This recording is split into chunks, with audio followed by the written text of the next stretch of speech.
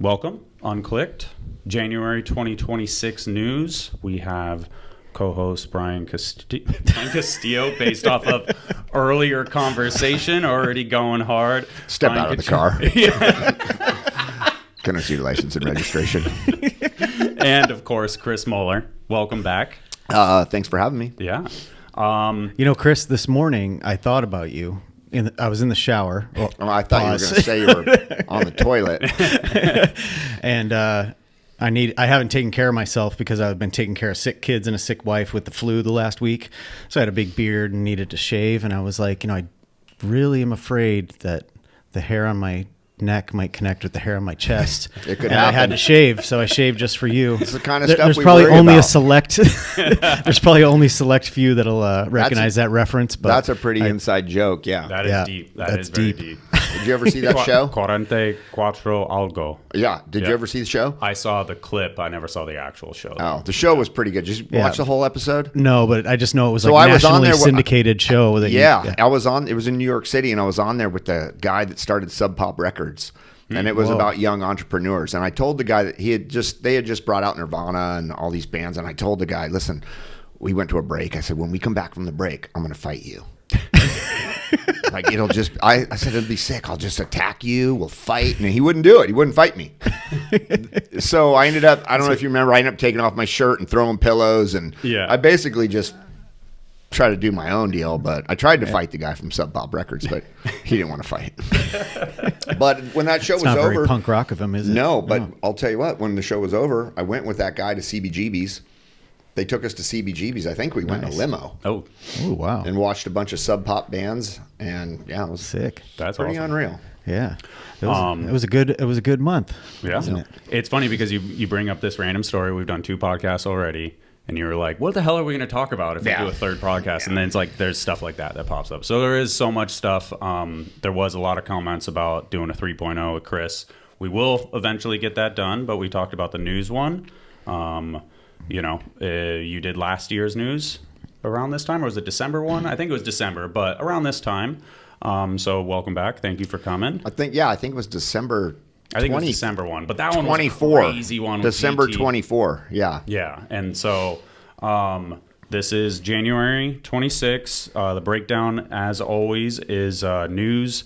We got all the subsets: industry, sponsorship, miscellaneous, events that happened, events that are coming, videos, and then Insta clips. So, as always, if I miss anything, please let me know. And shout out to the sponsors of the podcast. We got ourbmx, we got Dale's, of course. Daytime episode, I'm sure a couple will get cracked open. And then we have Monticule jumping on board as an official sponsor of the podcast, so shout out to them. But yeah, the major news this month, obviously, rest in peace, Ron Bonner. I think that is the first touching point. Long battle with cancer, finally succumbed to it, and I think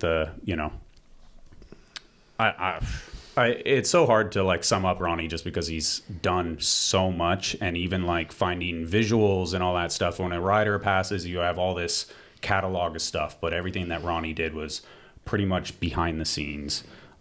So you could see this outpouring of stuff of him on social media and just how prevalent and how many lives he touched. I'm sure you guys both have something to add. You rode for UGP. Yeah, it was one of my first sponsors. Yeah. And so, Ronnie, in a lot of ways, as a young rider who was, in the midst of his first sponsorship, he was kind of one of the ones who explained to me how it goes. Yeah. And just looked up to him so much. Looked up to all the riders and all the brands that he had built, and especially UGP at that time. But just couldn't thank him enough for how many opportunities he had given me, and also opportunities he took away from me in a good way. Because funny story, we were on a UGP mega tour, and I was just like young and hungry and taking a beating, and every single day just taking the most horrific slams, like blood on both elbows, just bruises everywhere. Typical BK shit. And he I didn't learn this until after the trip. One day he hid my bike way in the back of the trailer. So like behind all the boxes of merch and behind everything. So we got out to ride that day and I was like, oh man, my bike's way back there. I'm pretty sore. Like maybe I'll just hang it up for today. So it worked. And he probably saved me, to be honest. Wow. So yeah, but just a funny story. He's like, yeah, dude, we hid your bike because you were just going too hard, man. I was like, yeah, that's awesome. And you probably go way back with Ronnie, even though it's a whole different coast, you know? Yeah, I met him in '86 in Florida. I think John Paul introduced me to him in Orlando. And yeah, I ran the plates back then. And he's just a good dude. Mm-hmm. Yeah, he was. I don't know. Really was. I don't think I know anybody that dislikes Ronnie Bonner. Yeah. I can't say, probably say that about you too. But definitely can't say that about me and you. 2/3 of the table, yeah. Yeah, I don't think I've ever met anyone that had anything bad to say about Ronnie. Yeah. I mean, I turned 30, my 30th birthday I spent in Moscow, Russia with Ron Bonner. And we got so hammered, we destroyed the apartment, threw stuff out of the 10th story window, and just ransacked the entire place that he was paying for, and he was with me. Yeah, he was into it. He was like, "Yeah, let's fucking do it!" Like destroying the apartment. I like how and you stuff. did his voice too. Yeah, that's perfect. And it's like, come on, Fudger. Yeah, exactly. He was 100% with it and just like down for a good time. And you know, I've said a lot of good stuff over about him over the years. Is that like I really do consider yourself as well, but one of the smartest people in BMX. Like his business acumen was always just incredibly on point, and I felt like I learned something every single time I hung out with him. Yeah, he was a hardworking guy. Yeah, but he liked to have a good time too. Exactly. Mm-hmm. But he was really, with his business, it was always a juxtaposition with me and him because I take a lot of risks, mm-hmm. and he was always very conservative with his business. Yeah. So I would kind of learn from him. Yeah. Mm-hmm. You know, even when he was on here doing the podcast remotely, he was talking about, you know, how conservative he was with his inventory purchasing during COVID and the whole thing. And I always found that to be pretty helpful to kind of look. I always think to myself, like, what's Ronnie? You know, how's Ronnie handling this? Stoked for this one. You know, and it would be different in the way I was handling it, but maybe I would tame my approach down a little bit based on kind of what he was doing. Yeah. Yeah. He's just a really good dude. Mm-hmm. He was. And and I talked to him. I kind of lost touch with him for a while, but then when I got cancer and he had cancer, then we started texting, and I never spoke to him about it, but I did text with him quite a bit, and I went back and looked at them all after he passed, and he was sending me photos of him in chemo, and then I would send him a photo of me in chemo, and we were like, God damn it. Yeah. Like we're both sitting in this chair with this pump on, you know, getting infusions of chemicals, and he would tell me about his treatment, and his treatment wasn't working, and then he was trying some other treatments, and then we were talking about diet and sharing books that we were reading, and it was, you know, we kind of reconnected, and then, but like I said, we never spoke, but we were talking about what we were going to do when we got better, and we were going to like reconnect. Yeah. You know, he was going to come out to Pond Fest. Yeah. Or I was going to go to Florida and hang out with him, or we were actually going to hang out, and now he's gone. Yeah. Yeah. And it just happened so quick. Yeah. Condolences, obviously. I mean, to, you know, thousands and thousands of friends. So, rough one for sure. Getting older sucks. I mean, obviously you're going through your own shit. I feel like it's an apt time to say that like what Ronnie had was very rare.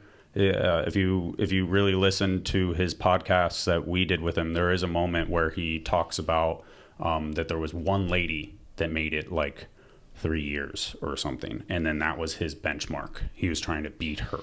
Mm-hmm. So his diagnosis was always very, very what he had.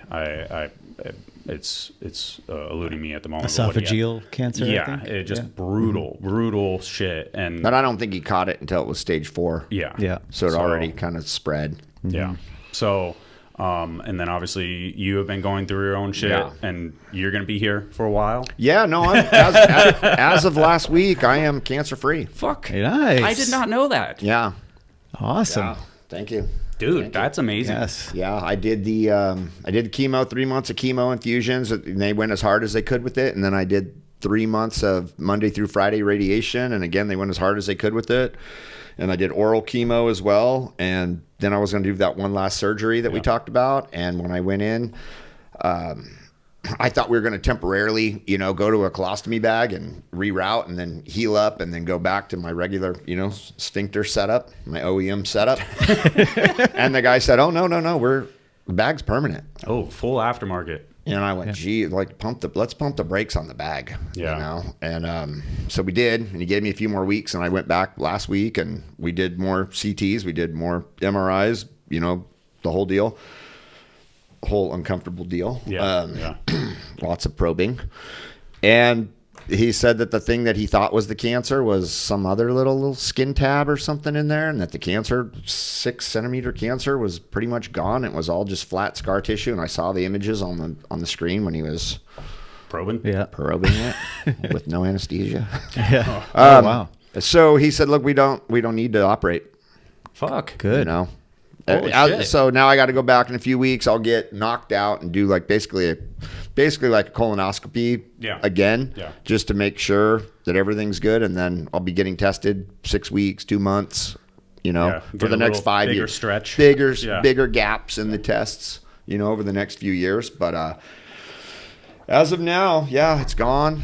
This giant thing was. Fuck off to that shit. Yeah, but I'll tell you what, I got really lucky that I got it at stage 3, Ronnie, I believe stage 4. And once you're there, it's it was in a lymph node, but now it's not in the lymph node anymore either.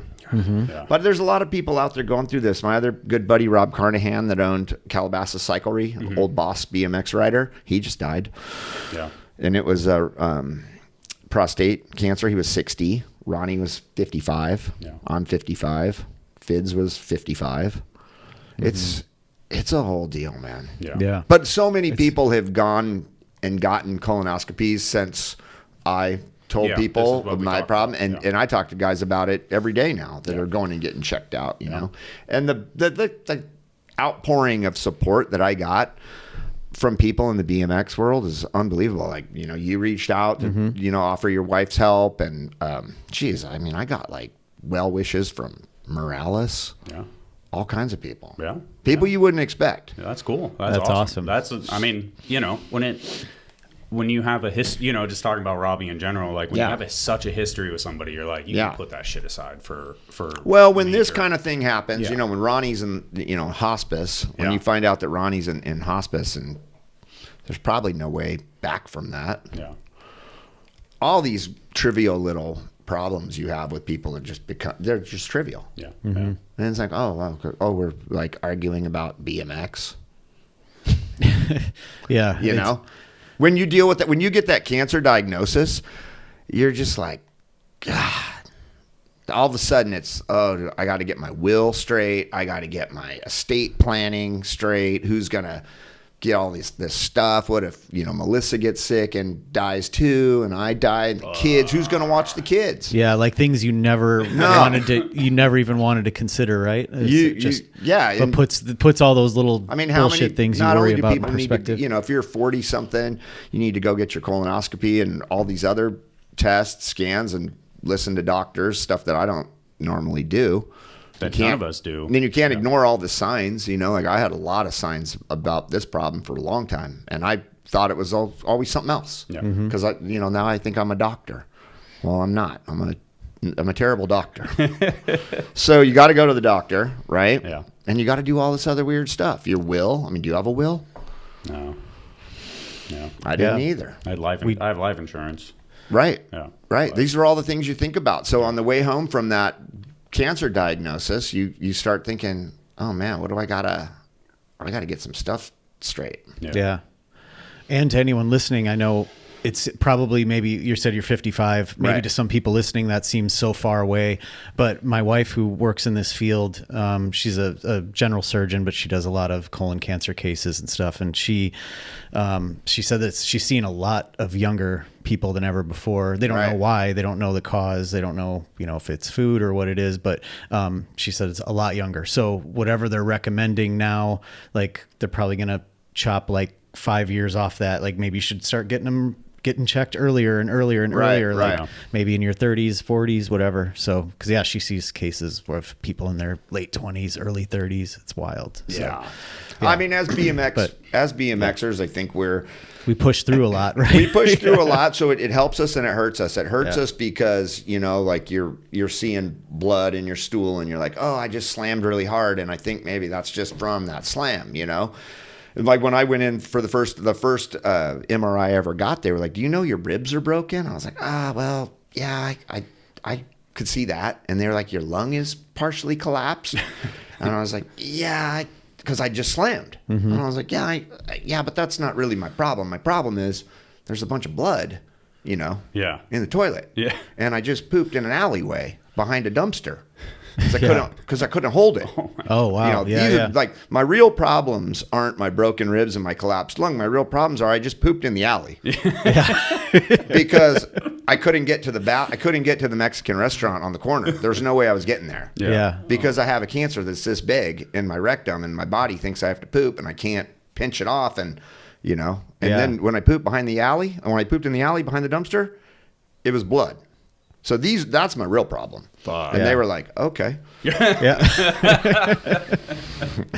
Yeah, which you should never be shy about saying that stuff too at a doctor's office, because they've seen everything. They've seen and heard everything. You know, but I'm thinking like, oh man, I drink way too much and I slammed and it's this and it's that, and I thought it was like 100 different things, but it wasn't. It was it's cancer. Yeah. But as BMX guys, but then it helps us during treatment because they're like, oh yeah, we're gonna hammer you so hard with the chemo, you're not gonna be able to move, you're not gonna be able to function, we're gonna break your bone marrow down. I'm like, well, yeah, okay, whatever. Yeah. And then they do it, and I'm like, I'm fine. Yeah. Oh, wow. Right. Yeah, I'm fine. I mean, you probably felt a little tired. Well, it's just like being hungover. Yeah. You know, for 3 months, and I've been hungover for 35 years.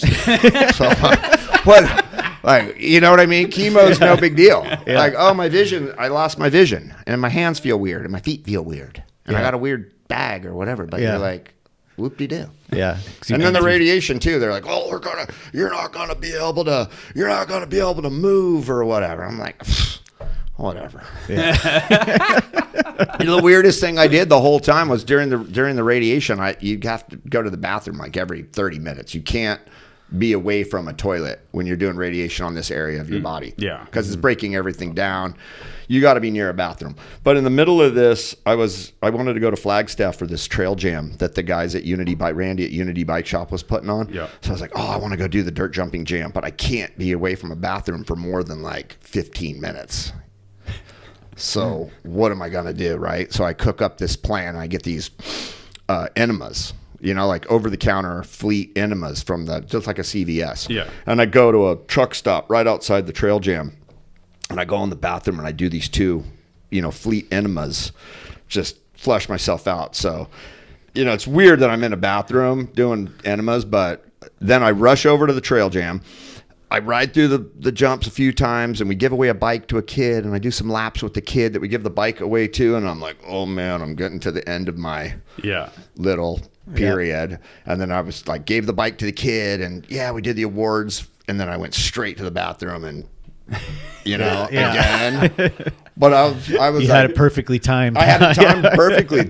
I had 2 enemas, and then the trail jam, and then back to the bathroom. But I mean, just as BMX guys, I feel like we're all the surgeries, all the injuries, all the crazy stuff that we've all been through. It just makes this stuff seem a little more manageable. Yeah. Where people in there, they're old. They're sort of like old people. Yeah. Yeah.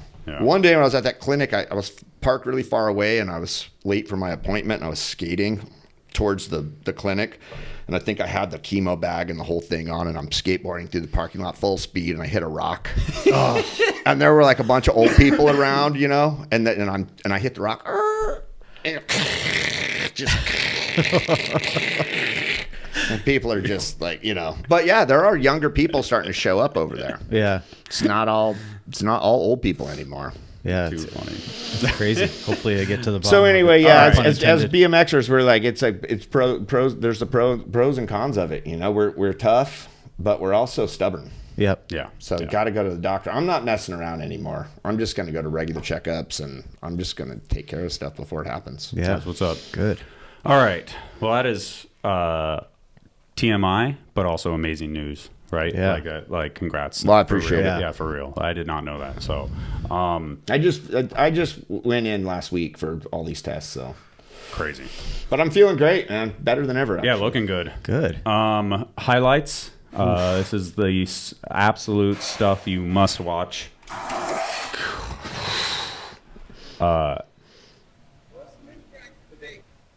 I literally, Oh, he got robbed on that one. yeah. Like, absolutely should have rode away from that. His hand slipped off or something, huh? This run up too, by the way. Yeah.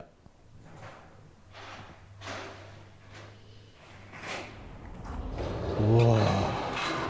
God. Brutal crash. Marius, all around absolute savage. I met him, I think in Copenhagen, and it was like so unassuming compared to the bike riding, and this entire video is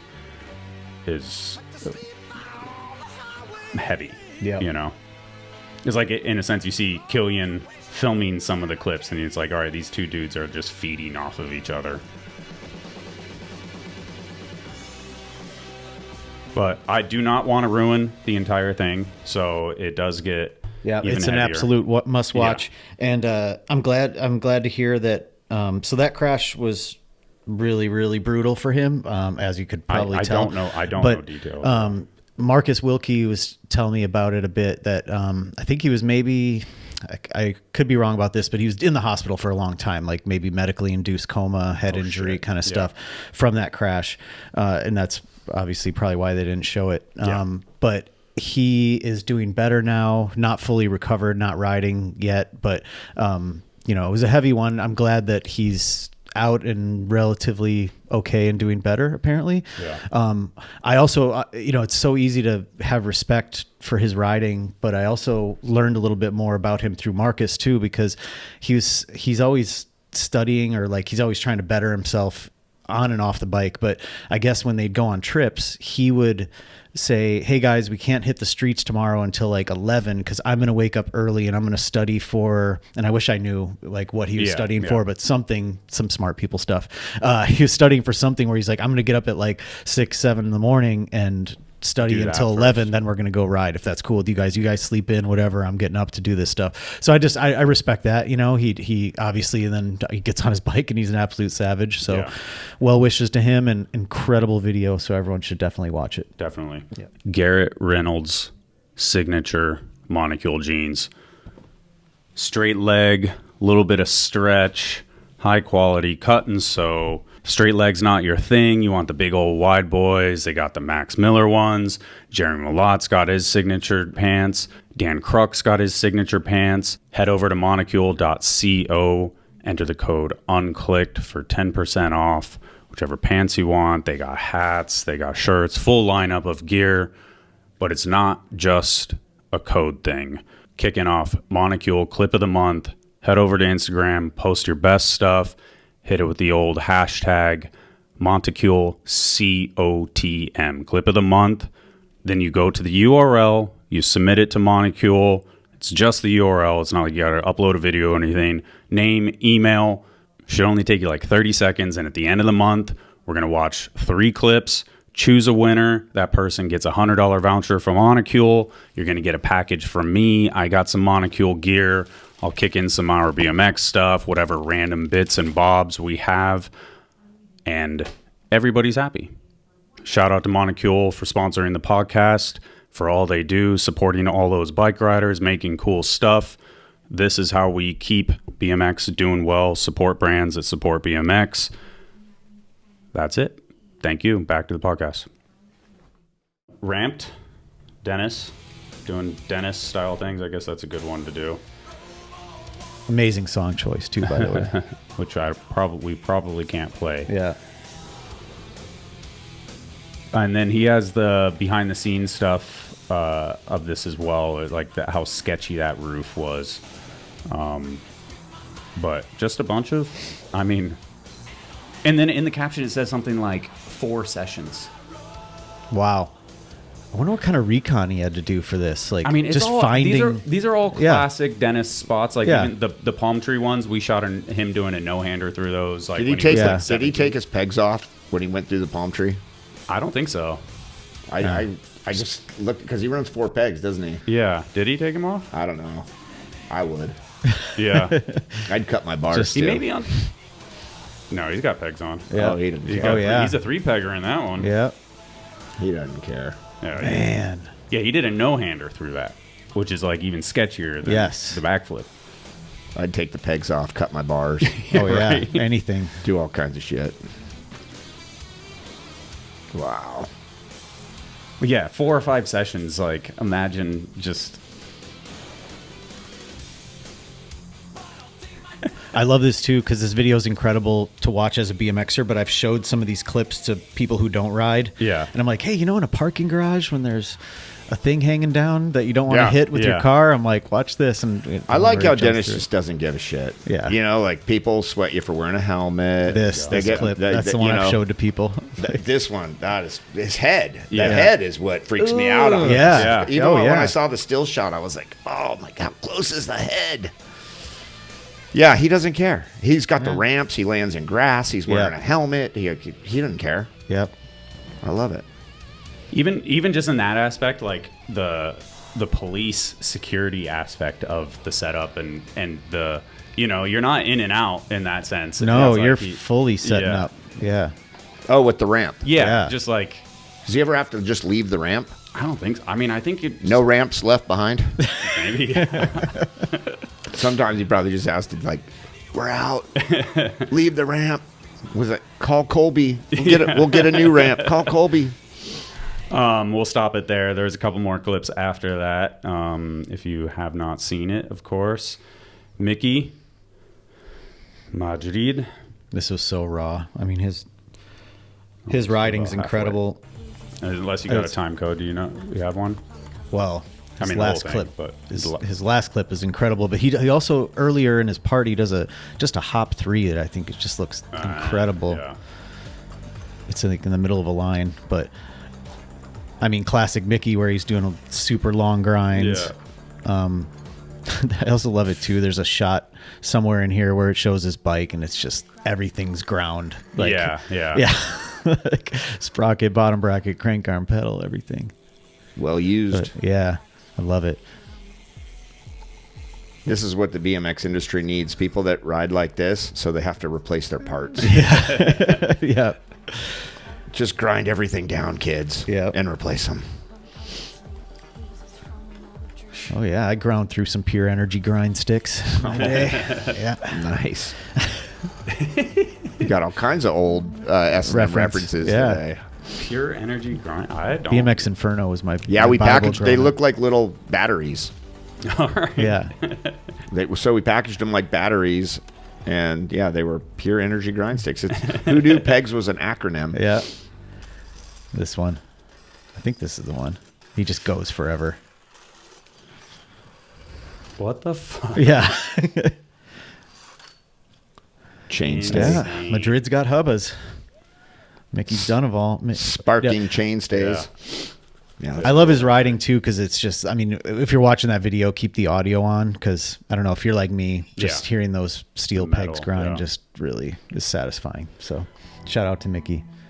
Victor. I think when we started our BMX, we hosted a video of him, and he was a youngin', and he was still so good back then. So Oh, Agent Orange. Was this in Nowhere Fast or was it in an old S&M video? I mean, it. Who knows? I was- grew up watching these guys play and listening to this song. This was in every skate video in the '80s, I think. Yeah. It was in a video that I watched on repeat as a kid and I was bummed that I couldn't pinpoint it. Vision Streetwear used to use Agent Orange a lot. They'd come Yeah. play at their events. Yeah. So Victor Skabinski for Federal, definitely an amazing video. So those are the 4. Yeah, that he's we, got that crazy pop out of grinds too. Like all of his Yeah. hard 180s and stuff just look flawless. And He is a then boss.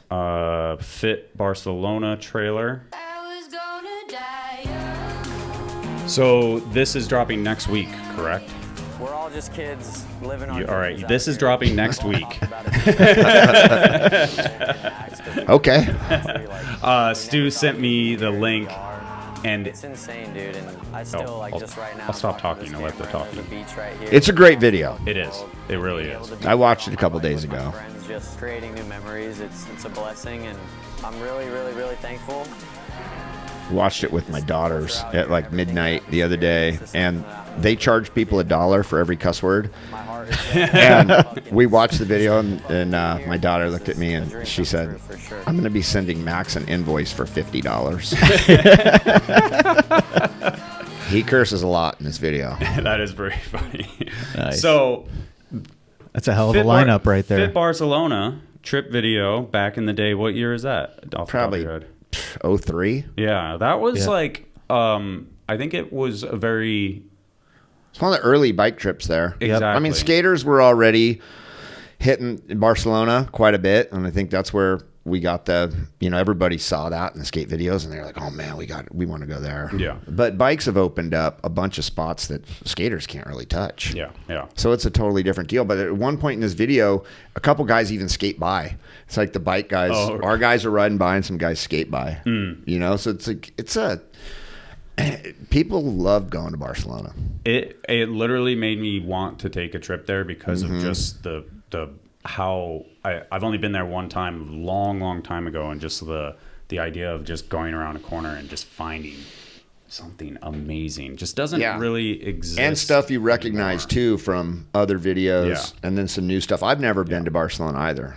So it was kind of a revisit of that original Fit Barcelona, new squad. Some obviously, if you we flash the screen right here, we got a lot of names that we recognize or faces that we recognize, and then some new dudes on there like Alex Quintero, correct, first name, and then Cole, Matt, Max, REA. I am sorry for the gentleman, I'm blanking on that. And Max, the other Max, And Max Ojung. And then and REA is an S&M rider, but yeah. I don't know how that came about exactly. But Well, this happened after Battle of Hastings, right? So it was an easy right, they were switch. there. Yeah. They were there already. Yeah. That's right. That's exactly how that happened. But But I mean, dude, the riding, obviously Stu doing Stu props esque style stuff, and so the whole video is an hour plus, hour 10. it's almost an hour and a half. Yeah, and it is so good. Like the dudes absolutely kill it. Like, I mean, one of the clips is in there, but like the tires 270 that Max does, and just that whole environment and The like, guy the documentary guy piece. hanging out of the window. Yeah, and stuff like that. Like, it's such a cool thing, and just really It's the kinda camaraderie of the guys too. You could boil this down to just hammers and make it 30 minutes. Yeah. But it's the camaraderie of the guys, and like, people, riders are at home like, this is what I want to do. Yeah. I want to get my friends together and go somewhere on a trip, and I want to have this vibe. That's what it's all about. And I'm looking at some of the guys that I've been a fan of for so long, but haven't really seen them overseas Yeah. a lot. Yeah. Like REA, maybe one of his first trips overseas. Yeah. Same with Max- Max and Max Matt and and Cole, for Nordstrom sure. and Cole. Yeah. Cole was in that one video from Vienna and Yeah, but that was Bratislava, actually but after this. Oh, was so it? this Okay. is his first Yeah. time like overseas. Yeah. These Yeah, are so that's got. I mean, I remember that feeling Yeah. of excitement. Yeah. So that makes these guys go even harder. So I'm excited to see it. I literally I'm gasped, jealous. out loud at a couple of Yeah. things. The banger of the video, and I away. I texted him and I was like, "Holy shit!" Not to give anything away, but when you're in a video with Max Miller and you get the ender,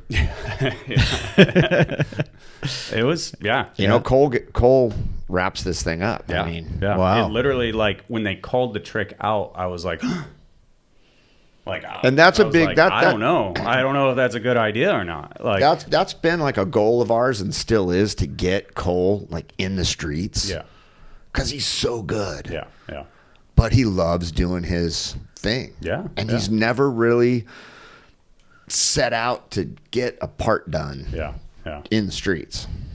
Well, that would have been a good one to keep, but I know. still, we just have to start over. Yeah, we got to exactly. start over. It truly is amazing. So I appreciate hopefully that. This drops in a couple of days, and everybody gets to see it. Yeah, But, it's been a while in the making. I mean, it shows, but And it's not cheap. yeah. Doing these kind of trips is, I tried to put a dollar amount on this trip recently, and I gave up. I got to about 20 grand, and I was like, okay, I'm done. Yeah. That's enough. Yeah. That's marketing, right? Yeah, but it's why we do what we do. Yeah. This is a once in a lifetime thing for a lot of riders, And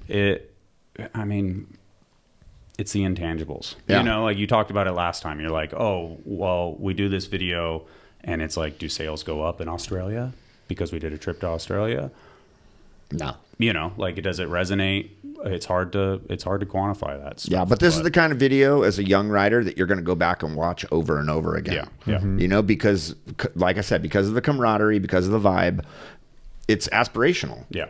When this is what you want to do when you start getting serious about your bike riding. Yeah. You want to go places with your friends, and you want to film stuff, and people are going to rewatch that. It's like you said, props. Yeah. Yep. How many times have you rewatched props? Yeah. Episodes. And especially the road fool stuff, because it Exactly. was all encompassing. And that's what this is. Yeah. Nice. Very cool. Shout out, as always, protect Stu, cherish Stu. I texted him afterwards. I was like, you should make like a Patreon or like a YouTube channel, just like whatever stuff. And then because like when I see stuff like this, it's like I'm like compelled to like be like, oh, I would just want to support Stu because he's such like a treasure in that sense of like we want him to make it still viable that he can keep doing this for decades. I want him like decades. Well, that's where I was doing the wheelchair with get that going, and then did you see him go down on the skateboard in this? Yeah, he handled it. He was good, but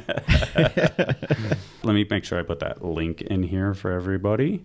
Good to mention that anytime you want to see something, the link for all of this stuff will be in the description. So industry news, obviously this was the month that all the BMX is dead. We did our podcast, all that stuff. So I just figured, like, does Moeller think BMX is dead? Absolutely not. And even if it was, I wouldn't give a shit. I kind of preferred it when it was dead.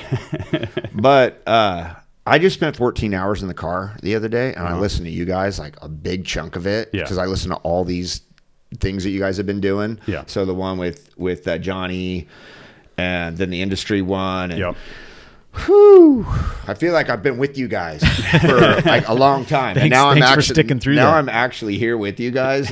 So I wasn't watching them necessarily, just listening, but I don't know, man. I know you got to put yourself through that stuff. I can't, me personally, I would never in a million years watch an Alflerdo video. Yeah. I wouldn't, I don't care what Alflerdo is saying about anything ever. Yeah. But I guess I make bikes. Well, that's the thing is like when you do the media, you have to watch this stuff. So Alflerdo gets, BMX is dead. But who the hell's he? Yeah. Like, what's he know? Yeah. And then, from what I heard, again, I didn't listen to his thing, but from you guys explaining it, I was like, it seemed like it was just in bad taste.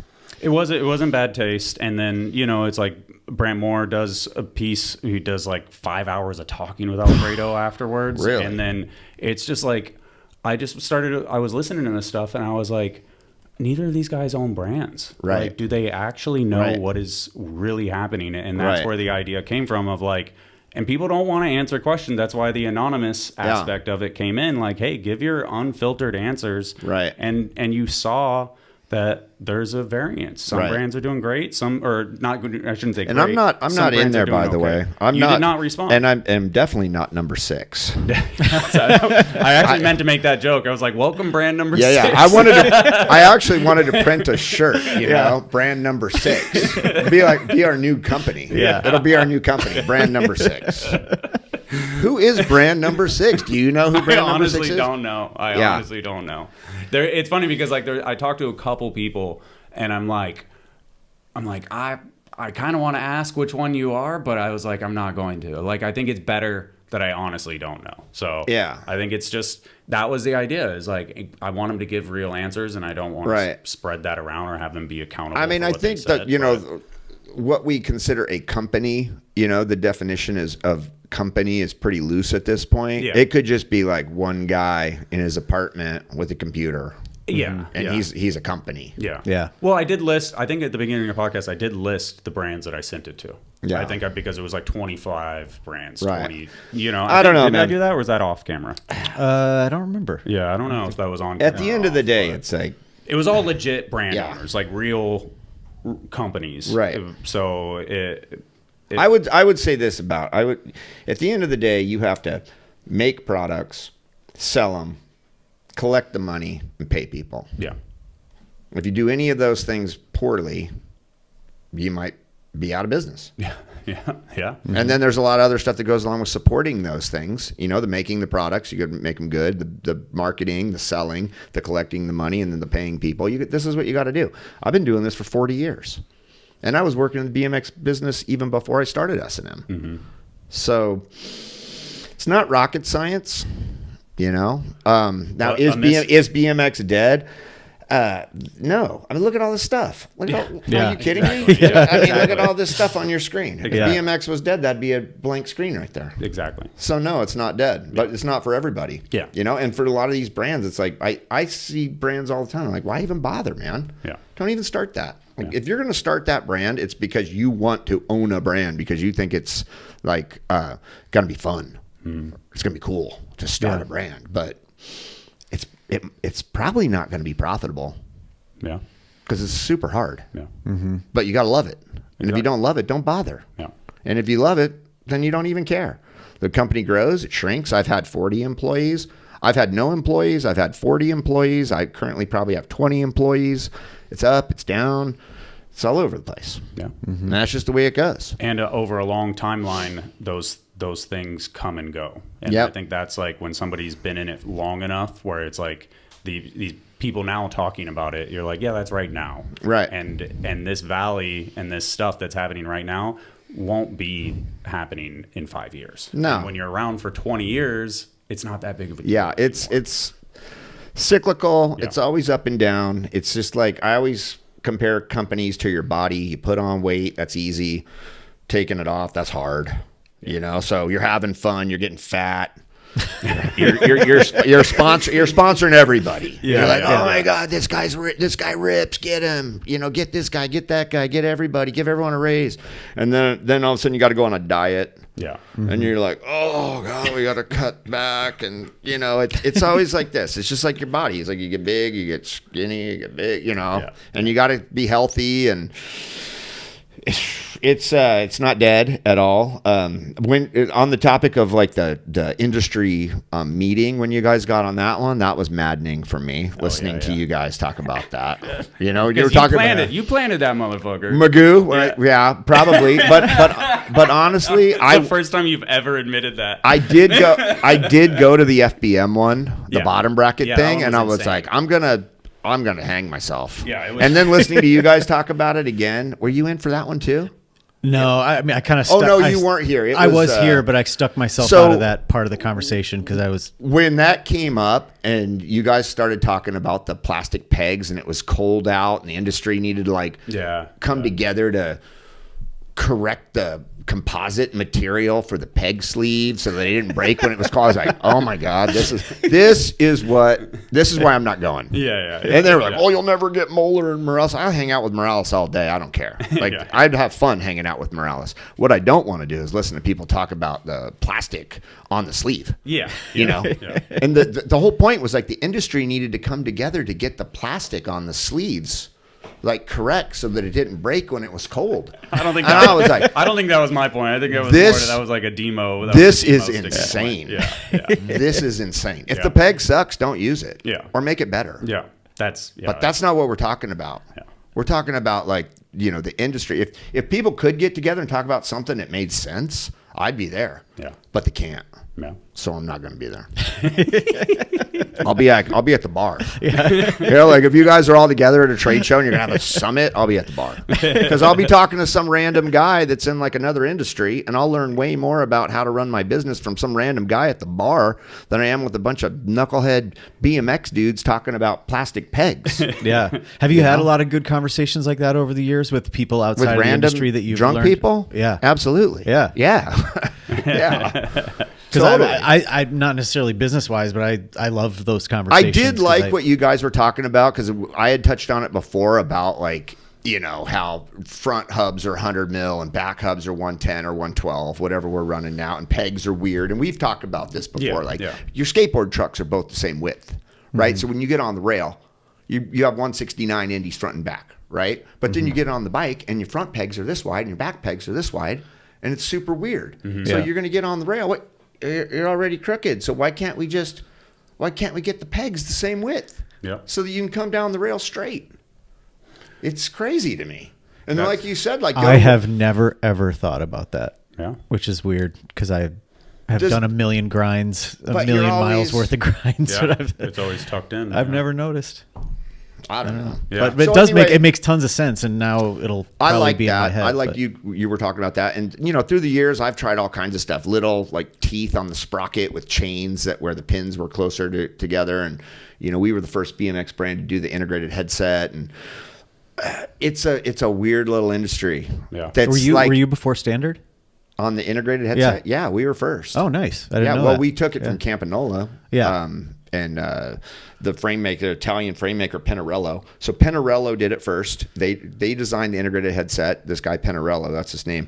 He had Campanola make the headset, and then my shop manager at the time was a mountain biker and a road biker, and he said, "Oh, this is awesome!" And so we put it on a prototype race bike, and then we brought it out as production, and everybody hated it and thought, you know, Stricker, oh, it looks like a Coke can. This is so disgusting. Everybody wanted a King headset, remember? The King headset, T1. Taj and Joe loved the King headset.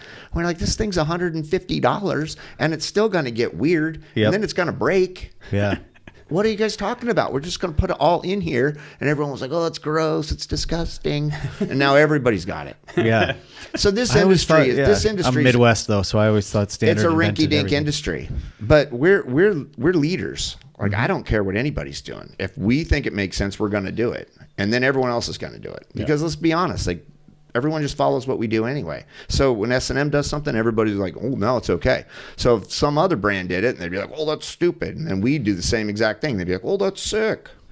Well, as good as the Wedgie Jackson was, I'm glad that you did the integrated headset after Right. that. Well, That was, you know, the whole that was the unstoppable. the whole wedge thing, bolts not to were go awful. down that rabbit hole, but the whole thing was like when Jeff Cron got injured, it was on a regular threaded steer tube, and he would, you know, your steer tube bends. You think your fork legs bend, but sometimes your steer tube just bends, you know, and then you would tighten your headset, and then it would bend again. And then you tighten your headset because your headset started shaking, right? So every time you're tightening your headset, you're pulling the steer tube right out of the sleeve, which is connected to the legs. And then eventually, Yep. you know, and after that happened, it was like, oh man, like we got to get rid of the headset puller. The headset's pulling the steer tubes out of the forks. Yeah. And people are getting hurt. So when you go to the 1 1/8 threadless, which was a Diacomp, you know, invention, that already solved the problem because now the stem's just clamped and your headset's tight. Yeah. And then to go one step further and make all that CNC machined one piece, and then to go even further and get rid of the break in the cup and being able to expand the OD of the steer tube at the bottom because it's not rubbing on the ID of the cup. Remember, you had to have the Gorilla Cup or the big fat cup, but you always D-cup. broke the cup anyway. Yeah. Or they got crooked, and then your bars had a tight spot. Right. So then now you go to the integrated headset, and it was loose ball. It was caged in the beginning. So they always stayed parallel. Now it's gone sealed. It doesn't even. This is what's funny about this industry. The loose ball integrated headset was better, but everybody needs sealed. So you don't ride your freaking bike underwater. Why do you need a sealed bearing? Do you ride in the rain? You don't.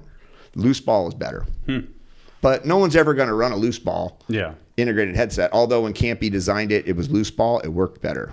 The two surfaces could stay parallel to one another. Yeah. Once it's sealed, they're locked. Yeah. And if they're off, Yeah.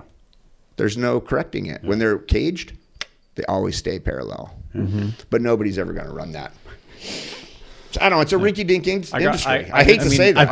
I've chased bearings or ball bearings around my garage floor for long enough to always want sealed, but it would make your bar spin better, I suppose. Yeah, it's a rinky-dink industry. Yeah. I hate to say that. Yeah. Having people come together would be cool if there was anybody there that, like, if I could learn anything from anybody in that meeting, I would go.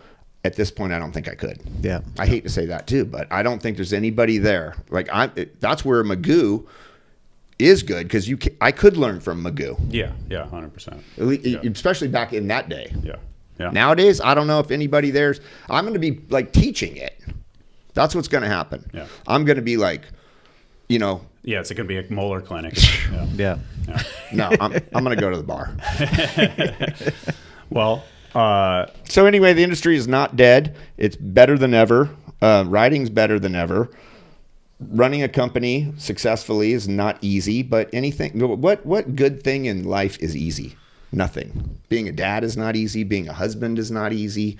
Being a good son is not easy. Nothing is easy that's worth anything.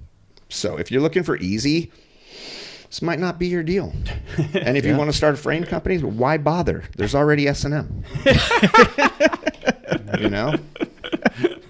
with that said, quick interruption to show some love to the world's biggest BMX shop, aka Source BMX. They have a winter sale happening right now. You can go ahead and hit on through, save 50%, 20%, 30%. If you need a tube, you need tools. Even if you're just bored, go over to the bike build.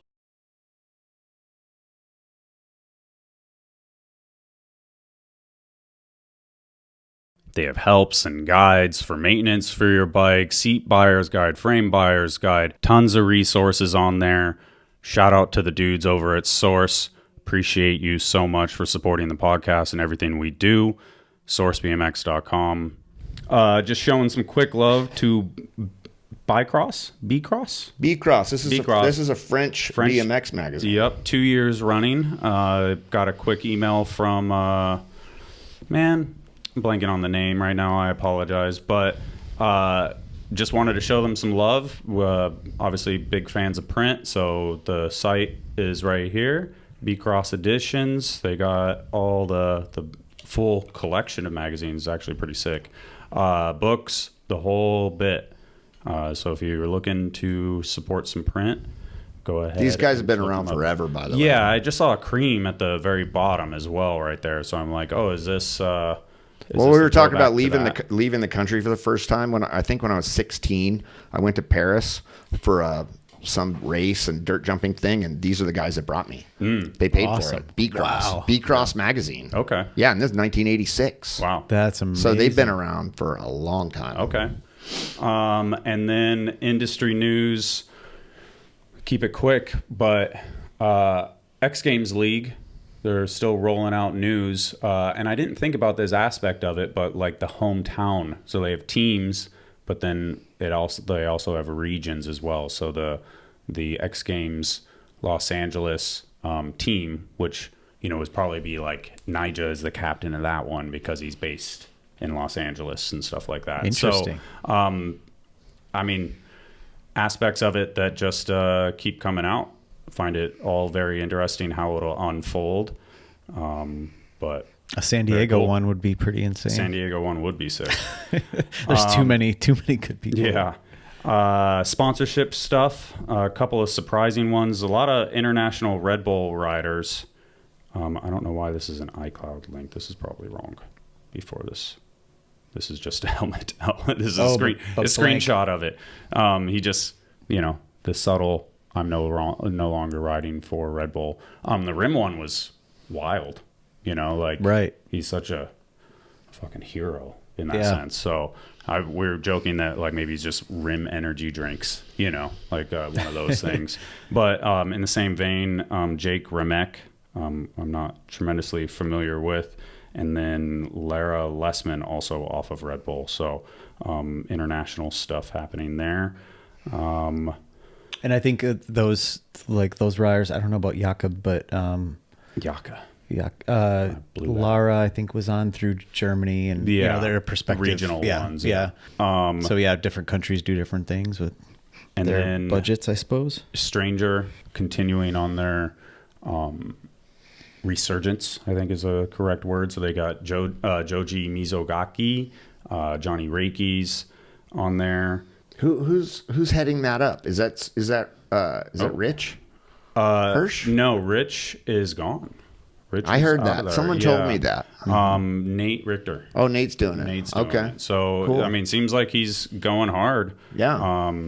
See, there's another, speaking of the industry sometimes feeling a little rinky-dink, Stranger brought out that tapered head tube years ago. Remember that? Mm-hmm.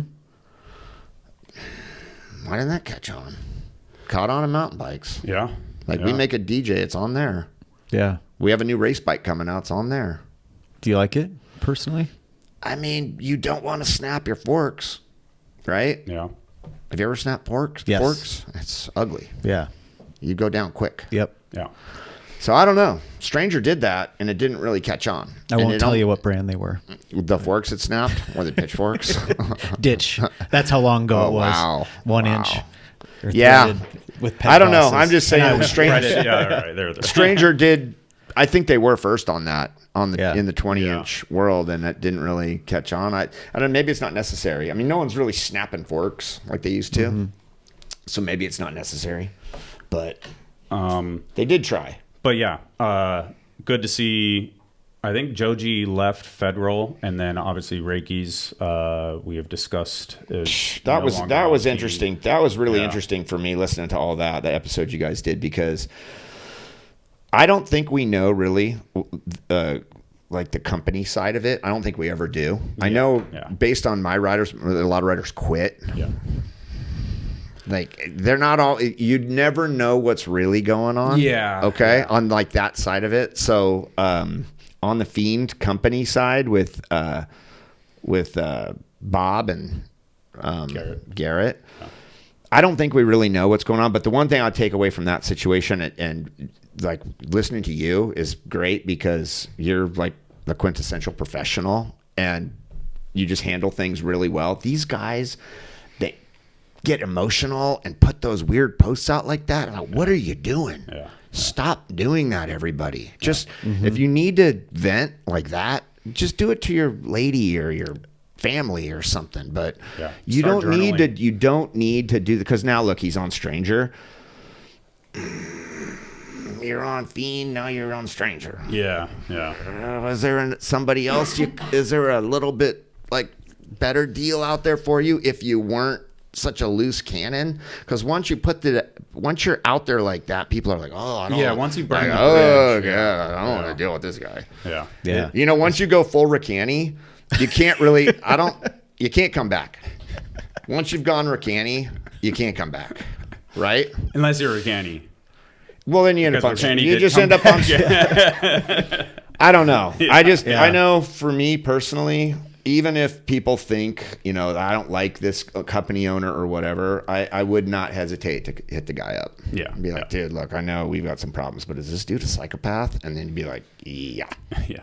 Right. Yeah, it's true. Like, People we talk, we people don't really talk, get for sure. along, but I'll tell you right now, guy's a psychopath. Well, just that I say right, like you'd have to do some sort of research or background check because you're like, oh, this You're gonna do rider's that. incredible. You're Like, gonna what's do it? that anyway. Yeah. But when they put all that craziness out publicly, you don't even need to do research. Yeah. It's right here. Yeah. It's I also want, a life I want lesson. nothing to do with this. Like nobody does. Well, This Nate idea, Richter does. the idea travels through all aspects of life too. Because if you don't handle like a bad situation with Right. grace and you fucking blow up and you handle things in a very grandiose negative way, Yeah. it gets around in every aspect of life. Well, and if that's- you make a bigger deal out of Yeah. it than it really is, like, oh, they go on a road trip and you didn't go on the road trip, like whoop de doo. Yeah. Not everybody can go on every road trip. Like we sponsor 50 people. You gonna send 50 people to Barcelona? Yeah. You can't. Not everybody can go on every road trip. Yep. So if you've got a problem with that, you call Garrett or Bob and you go, hey, dude, I want to be on the next road trip. Like, that one looks sick. I want to be on the next one. And they go, okay, cool. We'll put you on the next one. Yeah. And that's that. You don't have to put out some press release about how your friends are, living the dream and you're not. Like, you kind of still are living the dream. You just didn't go on that one trip. Yeah. You know what I exactly. mean? Big deal. It's like I You always could say, say, like hey, what can I do to make it on the next one? right, but you Like, deal with it you deal with yeah, it privately. in a phone call. Yeah. Yeah, with the guys or face to face, It's like, imagine you're on Fit and you go to Barcelona and you ride for S&M and you go to Barstow. That's how we do it, Like, you go to Barcelona, you go to Barstow. Barstow is sick. Barstow's okay. Yeah, there's spots there, but right. But yeah, it's no Barcelona. First ever Del Taco. Look, you get what you get, and you don't. You get what you get. You don't throw a fit. Yep. And you don't have to air it out publicly. And when you do, you make yourself a little less desirable to everybody else in the future. So I'm just saying to young kids out there that are, sponsored, whatever, just be respectful, be private about your grievances, talk to people honestly behind closed doors, and just be positive and appreciative in public. There you go. There you go. In this sense, I'm very grateful to have rode for and been supported by DK Bicycles for the last 7 years. Unfortunately, all great things have to come to an end. I'll no longer be riding for DK. Wish him the best of luck. That's solid. I don't think I that's can great. deal with that. Yeah, and then he posted a story and said, "Fuck DK." And, yeah, this guy probably has. He probably never even. It does. If you said, "Hey, man, Charlie Danishak is," in the next room, he probably would be like, "Who's Charlie Danishak?" Right? Yeah. Hey, if you said, "Hey, Billy Danishak's in the next room," he probably wouldn't know who Billy Danishak was. Like, he probably doesn't even know what Danishak is. Very possible. I thought it was for damn kids. They told me to say "don't know." When I rode for him. Was it Dad? Was it Dad and Kids, or Dad was and it Kids. Danishak Kids? What was it? I think it was Dad and Kids is what the story I heard, but Yeah. that was from Bill. But I don't know. Did you ever meet but- Charlie? No. Well, I might have shook his hand quick, but Yeah. it was like, So at least you know who he is. yeah. This is what it is. But Marcus Christopher is a badass. Yeah, So I hope hopefully he gets Marcus on a will bike get- that he's happy with because he's And a that treat. was a solid. That was a solid. Yeah, Send off. Yeah. things happen. I just something didn't work out for and then him the or other them. one and you guys things- did was the other one you guys did was with Trey, and that was the same thing. It was like, come on, like, this is a little emotional, right? It's like, it's a little theatrical or whatever. Like, it's just too much. Yeah. To me, for me anyway. I'm like, Well, you're just from a different era where that's people. I feel like people nowadays can definitely use social media as their right. Soundboard. Yeah, Yeah, but I'm talking which is- about the X Games or whatever it was, the Olympics. Yeah, that stuff. Come on. Yeah. And the real BMX, what's real, what's not real. It's just so, like, you do what you do. You've been around so long. You do that what it's you like, want to do. If you don't want to do that, don't do it. Yeah. If I were a pro rider, I'd be looking at every single opportunity. I'd be like, oh, man, I get in the Olympics. I'll make a few bucks. I'm going to try and get in the Olympics. Can I get in the Olympics just doing like a fast plant and turn down with no socks? Maybe. I would try. Well, and Like, why not? You know what I mean? Like, why not? true. Like, why hate on it? Yeah. Why hate on these guys? We're all just riding around on bikes. Yeah. And you remember when in '95 or whatever when they were saying that extreme games were ruining BMX. Yeah. Oh, yeah. You remember all that. Of course. I was right it's there. To me, it was like Groundhog's Day because that was when I was first getting into BMX, Yeah. reading all that in the magazines. And I was Yeah. like, oh, I kind of liked watching that on TV, but they say, Yeah, they now say I it's see the bad. stuff and it's the Yeah. same. But Do what you want to do, but you don't need to hate on anyone else for doing what they're doing. yeah. What's the point? Yeah. So Curly posted this about Haro. It says, why is Haro Bicycles not tagged in your profile? It says, currently don't have a contract. Holla at me if you need me. So I know I've had the Dennis not having it tagged in his profile I've had that sent to me fucking dozens of times and stuff like that. There's I mean, at this basically- point, come on. I mean, everybody knows what's going on here. I feel like I'm Chad, Dennis, Paris. I mean, but Colin is on. Dennis is on. They have like a family beef, so there's like Haro Germany is in there, and then the Haro US is potentially for sale, and there's deals happening, but they don't want to unload the teams, but the team doesn't have a contract. So it's just in this weird purgatory, basically. Like dudes like Chad are mixed up with like a purgatory type situation, as far as I understand. You may know a little bit more of it. Yeah, maybe, but I would say that it's a bad situation for everybody involved, because when you're as good as Chad and Paris and Dennis, and then the brand that you're out there repping is failing to succeed, it sort of looks bad on you too. So people would say to themselves like, "Oh man, they have Dennis, they have Chad, they have Paris. Why can't they sell any bikes?" Yeah. Are those three riders just not influential anymore, or is the company just blowing it? Yeah. I'm going with the company's blowing it. I would as well. But it looks bad on the riders. Or that because then another company, like say Huffy's now coming, Huffy's coming in. And then Huffy's like, "Oh man, Dennis is looking like really good and he's available. Let's scoop up Dennis." But why is Haro failing with Dennis? Are we going to fail with Dennis too? Yeah. No, probably not. It's just that Haro's blowing it. Yeah. I mean, I heard stuff where it was like, because they got new people that ran the new owners, or people took over within the family. Not new owners, just new managers. Management. Yeah. But within the family type thing. And I excuse any ignorance, but they're buying $1,000 chairs for the office and buying a new Sprinter van, and, just like kind of doing shit that they don't need to do, kind of extra stuff. And and then down the road they're like, they're marketing Mozzie as a like they have they're kooks. There's big they're kooks. These are like the Sprinter van and the chair, the Recaro chair or whatever. You know what I've never bought. You've heard about the chairs then too. No, I haven't. The Sprinter van I heard about at Haro, but in business in general, in the last 45 years that I've been floating around the BMX business, the Recaro chair deal, that's a dude. It's like a personality type. They got to have the chair and all this weird shit. Posturing. Yeah. I've never bought a chair in my whole life, ever. I find office chairs like on the side of the road all the time, and I'll just stop and throw them in the truck. Yeah. I've been doing this I sit in this crap. I'm not buying a frickin' chair. There's no way I'm buying a chair. And these guys are spending like $3,000 on a chair that looks like they're in a race car or whatever. That's wild. All kinds of headsets and like earbuds, and I have no idea what's going on with any of this shit. I've never bought any of it, nor will I. Imagine like all your employees who work for you, like coming into your office, and if they chances are they don't even know how much that chair costs, but if they found out, they'd probably be like, "You've got some guy. Like ergonomic mouse pad." People want to see you. Like my mouse pad is like from Staples, and I got it in '96. Right?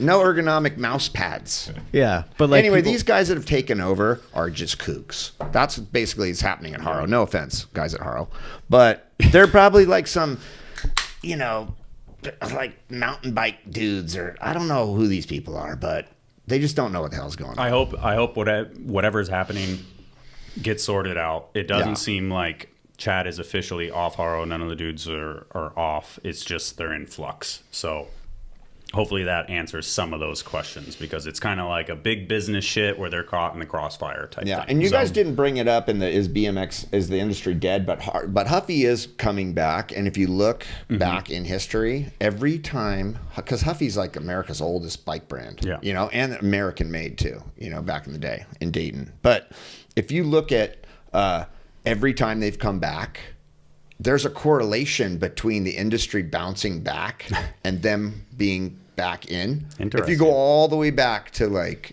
Stu Thompson or Brian Blyther or those eras, going way back, Mike King, all these guys, like every time Huffy comes in, Gary Ellis, right? And then they come back again, and it's like, then they got Blyther and all these other like freestyle dudes, and then they come back again, and it's Levan, and it's Todd Lyons and Corey, and every time they come back, there's like it's like the Huffy thing. Like it's starting. So the fact that Huffy's coming back, to me, is a sign that that's funny. Things might be ramping back up again, because every time it happens. Yeah, that is funny. That is, again, interesting. That's how long you've been around. Not something that I would ever think about.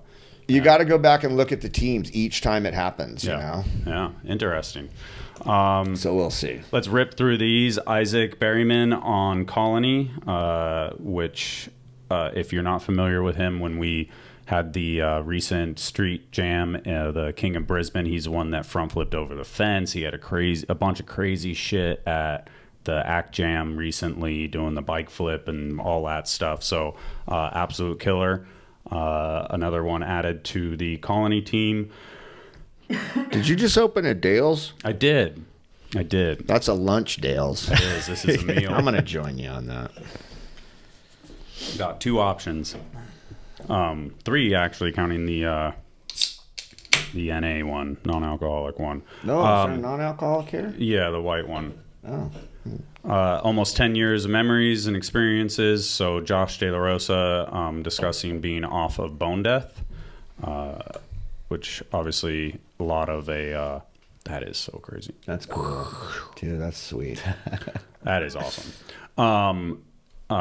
Small thing, Josh and I have been filming when we have time for a video part. He is wild. He had about 1.5 minutes of footage from the defunct X Games Real BMX thing that happened a few years ago, and the footage was so good I just couldn't stand to see it just like end up on like Instagram or not be a full part. So we've been clicking away at I've heard clips. I don't know Josh personally, but I've heard nothing but really good things. Yeah, he's a good dude. About he's a good him dude. personally. Yeah. I mean, ever since he had the stuff with his mom where he was just doing backflips, raising money to help his mom with cancer and stuff, I was like, this is a good kid. So That's awesome. Cool to see that. I mean, well, not this isn't cool to see, but hopefully on to bigger and better things. There's Mom De La Rosa right there. Lewis Mills off of Vans in a Claw. I guess this one is. Will it show it? Oh, yeah, it won't show us that. The Lewis Mills thing is a little bit hard. Obviously, have we discussed that he's off a Monster or not? But basically, Lewis is kind of doing his thing. I think he chose to be off of Monster. I don't know if he chose to be off of Vans in a Claw, but the fire kind of settled out for him after the video part. And I heard that he had like a little bit of head games after, you know, the Lewis fiending video part and winning Nora Cup and winning X Games. It just like he got thrust into this world, and he was like, whoa, I don't know if I want this bad, you know? So hopefully I'm not putting too many words in his head and speaking for him too much. But it's not one of those things where, like, at least I know for sure on the Monster end, they weren't like, you need to do more or you're off. They actually, he quit, and Sean said, hey, if the guy that runs the program there said that, like, hey, if you don't want to do events anymore, that's fine. You don't have to. Why? Just out of curiosity, why would you quit Monster? I don't know. That's the reason I don't know. I just don't think you don't have to drink it. The pressure. I don't think you wanted the pressure. Like I don't think Eli Tomac ever drank Monster. Yeah. You know. Yeah.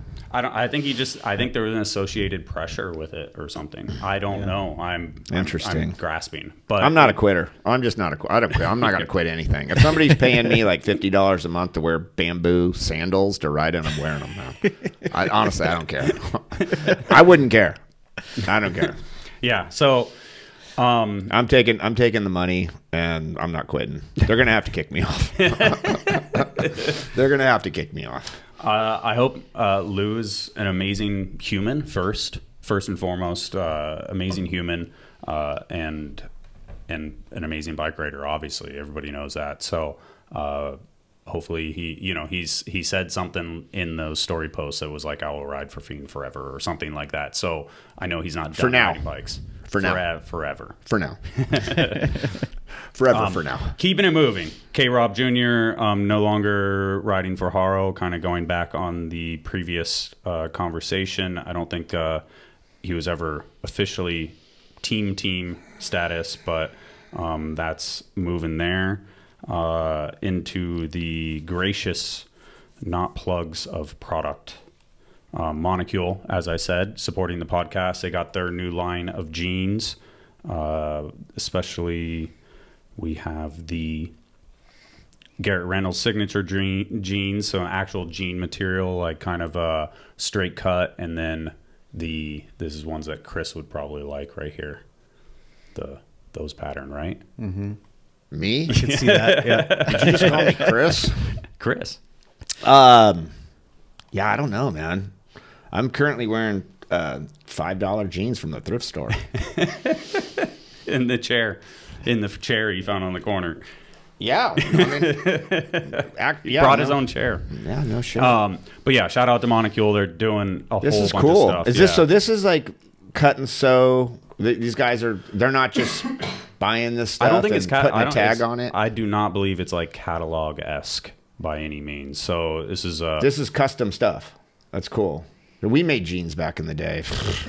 brutal. Must have been hard. It's so brutal. Yeah, because you got to buy the denim or the cargo. We did cargo pants too, so you got to buy the cotton material. Then you got to get the sizing correct, the grading, the medium or whatever, the 32, and all these different waists, different lengths, different colors, all these SKUs, all this inventory, the sewing. My God. It's not easy, man. But I saw Max Miller's loving his. Yeah, Max has his signature jeans right here. So, I mean, they have a full line of like all What's styles. the price? We got 69, 72, 72, 58. It's not bad for like high-end custom stuff. And I'm sure it's not $5. No, it's not $5. Not $5 like these, but yeah, obviously some of this money also you could buy the Garrett jean, probably puts a percentage back into Garrett's pocket too. Yep. So shout out Mike Aiken for making jeans. 7 jeans. An important thing in BMX. Remember that back in the day when he started wearing like nice jeans? Yeah. That was probably when we started making jeans for fit. Around that time. Oh, yeah. Going off. Anyway, that's cool to see a BMX brand. Are they BMX only? Yeah, pretty much. Yeah. Really? Yeah. They don't they don't skate or. I don't know. I mean, maybe I would assume that the idea would be to push. What does Monticule mean? Good question. I should know that. And what's that shape? Oh, that's an M. It's an M. It's for Moeller. Yeah. It's for Miller. Max Miller. Look, it's 2 M's. Max Miller. There you go. That is a good hat you got on today. Yes. It's nice. Oh, that looks comfortable. That's a nice hat. You have a nice hat on too, Brian. Thank you for supporting, by the way. Wearing my pleasure. So, speaking of Max Miller, I didn't get any direct products, but are these a new colorway? Yep, those are brand new colorways. We've got that Nora Cup. See the Nora Cup sticker? Yeah, I did like that. Yeah.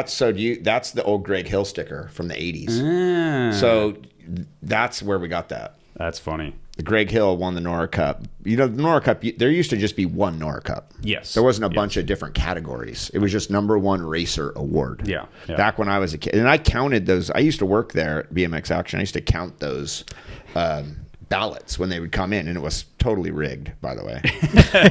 Like when Greg Hill won, no offense, Greg, but it was just rigged. It's not anymore. That's all I can say. I don't know if you could say it was. All the votes came from the brands that sponsored. The winner. Gotcha. Yeah, they had the warehouse guy filling out the form. GT would buy like 1,000 magazines. Yeah. And that was like a magazine sales tactic. The Nora Cup issue sold better than any other issue all year because the brands all bought as many of the issues as they could. Yeah. So they could fill it out, cut it out, and mail it in. And then I'm under the stairs at Wizard Publications counting them. I'm like, come on. Like everyone's like the same Huntington Beach postmark. Yeah. Like the same writing, And Greg Hill's just like, and it became totally evident when Tommy Brackens won the Nora Cup. Because he's a good dude, but he wasn't that popular. Yeah. But he rode for GT and he won the Nora Cup. And it was like everyone, Huntington Beach. So I don't know. Yeah. But Max is that one is real because it's reader's choice. Yeah. And there's really no way. Well, that's the thing is that people are allowed to vote once a day. We take a look at the IPs. I do eliminate a certain votes. I have the count and Yeah. then I have the filtered count, and Yeah. you can see that there's certain riders that like, you know, I'll just say like South American riders, like Right. they have like a loyal fan base, so the dudes are coming Right. in and voting How- like too much. How close was So- Max to winning, like Street Rider or Video Part? Max was, dude. I mean, Donachie Street Rider was blowout. Oh, that was a blowout. of blowouts. Okay. like Okay. Well, what about insane. Video Part? Where just to state it, it was like out of the first like 90 votes, like 78 were for Alex. So You what know, about what like, about Video Part? Video Part Was it even close? closer. I think he was third. I think Okay. top three. I mean, shit. I wonder if I could look. Can you imagine having to like, you know, compete with Garrett for Video Part of the Year? The Norcup file's still on there. Oh boy, getting it in. Anyway, you know, I would have Max, assumed in the you know, Max is on Illuminati. he's on his way to another part He Really? is. already. Wow. Yeah. Second place. So 2026 is I don't want to say the actual numbers, but he was second place. So that was Garrett first place, Max second place, Killian third place. wow. So, That's good yeah, company. Yeah. So, and then you know I think we did a Nora Cup thing, and the numbers may even be out there anyways. Yeah. But I generally just don't want to be like only this many people vote, and it's like, but it's still that's still the sample of like BMX peers, you know, and that's Yeah. the idea is that it's not supposed to be a massive 3,000 people are I voting. just- the- It's supposed to be a small number. The industry voting has always made me a little like I feel partially responsible sometimes when we have guys that are really close and then they don't win. I feel like people are like, fuck Moeller. Like they don't like me personally and they don't want to vote for anyone that rides for S&M or Fit because Yeah, they don't like me because I'm a little polarizing Yeah. from what I understand. So I feel responsible a little bit sometimes. But when the public votes for like a Yeah. Max Miller, Yeah. I'm like, well, there you go. yeah. And that's That's real shit. and, and I think You know, like that's not fuck Moeller. We're not voting for him because we fucking hate Moeller. That's real shit. Yeah. And that means a lot. It does. So More so maybe than the industry. I've heard that. Right? 'Cause I've heard that a lot. Is The that- industry vote is like the guy with a bunch of sponsors is probably going to get more votes. yeah. Max Miller didn't have a bunch of Or sponsors. the guy that's He should. the guy that's He been should have a around bunch of and been sponsors. boys with people for 5 years or 8 years. Where not somebody that's Max non-threatening. up in NorCal that is just like sending shit. Right. You know, like where it's like, I mean, NorCup. There is always with any subjective voting thing, there is always a bias that is going to be in there where everybody votes for what they're familiar with or Right. what they're into or their friend that is on this or they had a clip in the video, and it's like there's always going to be a subjective stuff, but you assume with a large enough sample that it Right. hashes out in the correct way. For the most part, it does. Yeah. Does it always? I'm just saying when know, you do I think the winner? Sometimes I am like, this person is going to win. This is who I think deserves to win, and it doesn't. A lot of the time, it doesn't work. When that you way. ride for And that's S&M okay. or Fit and you win an award that involves an industry vote, I think it's even harder. You know, like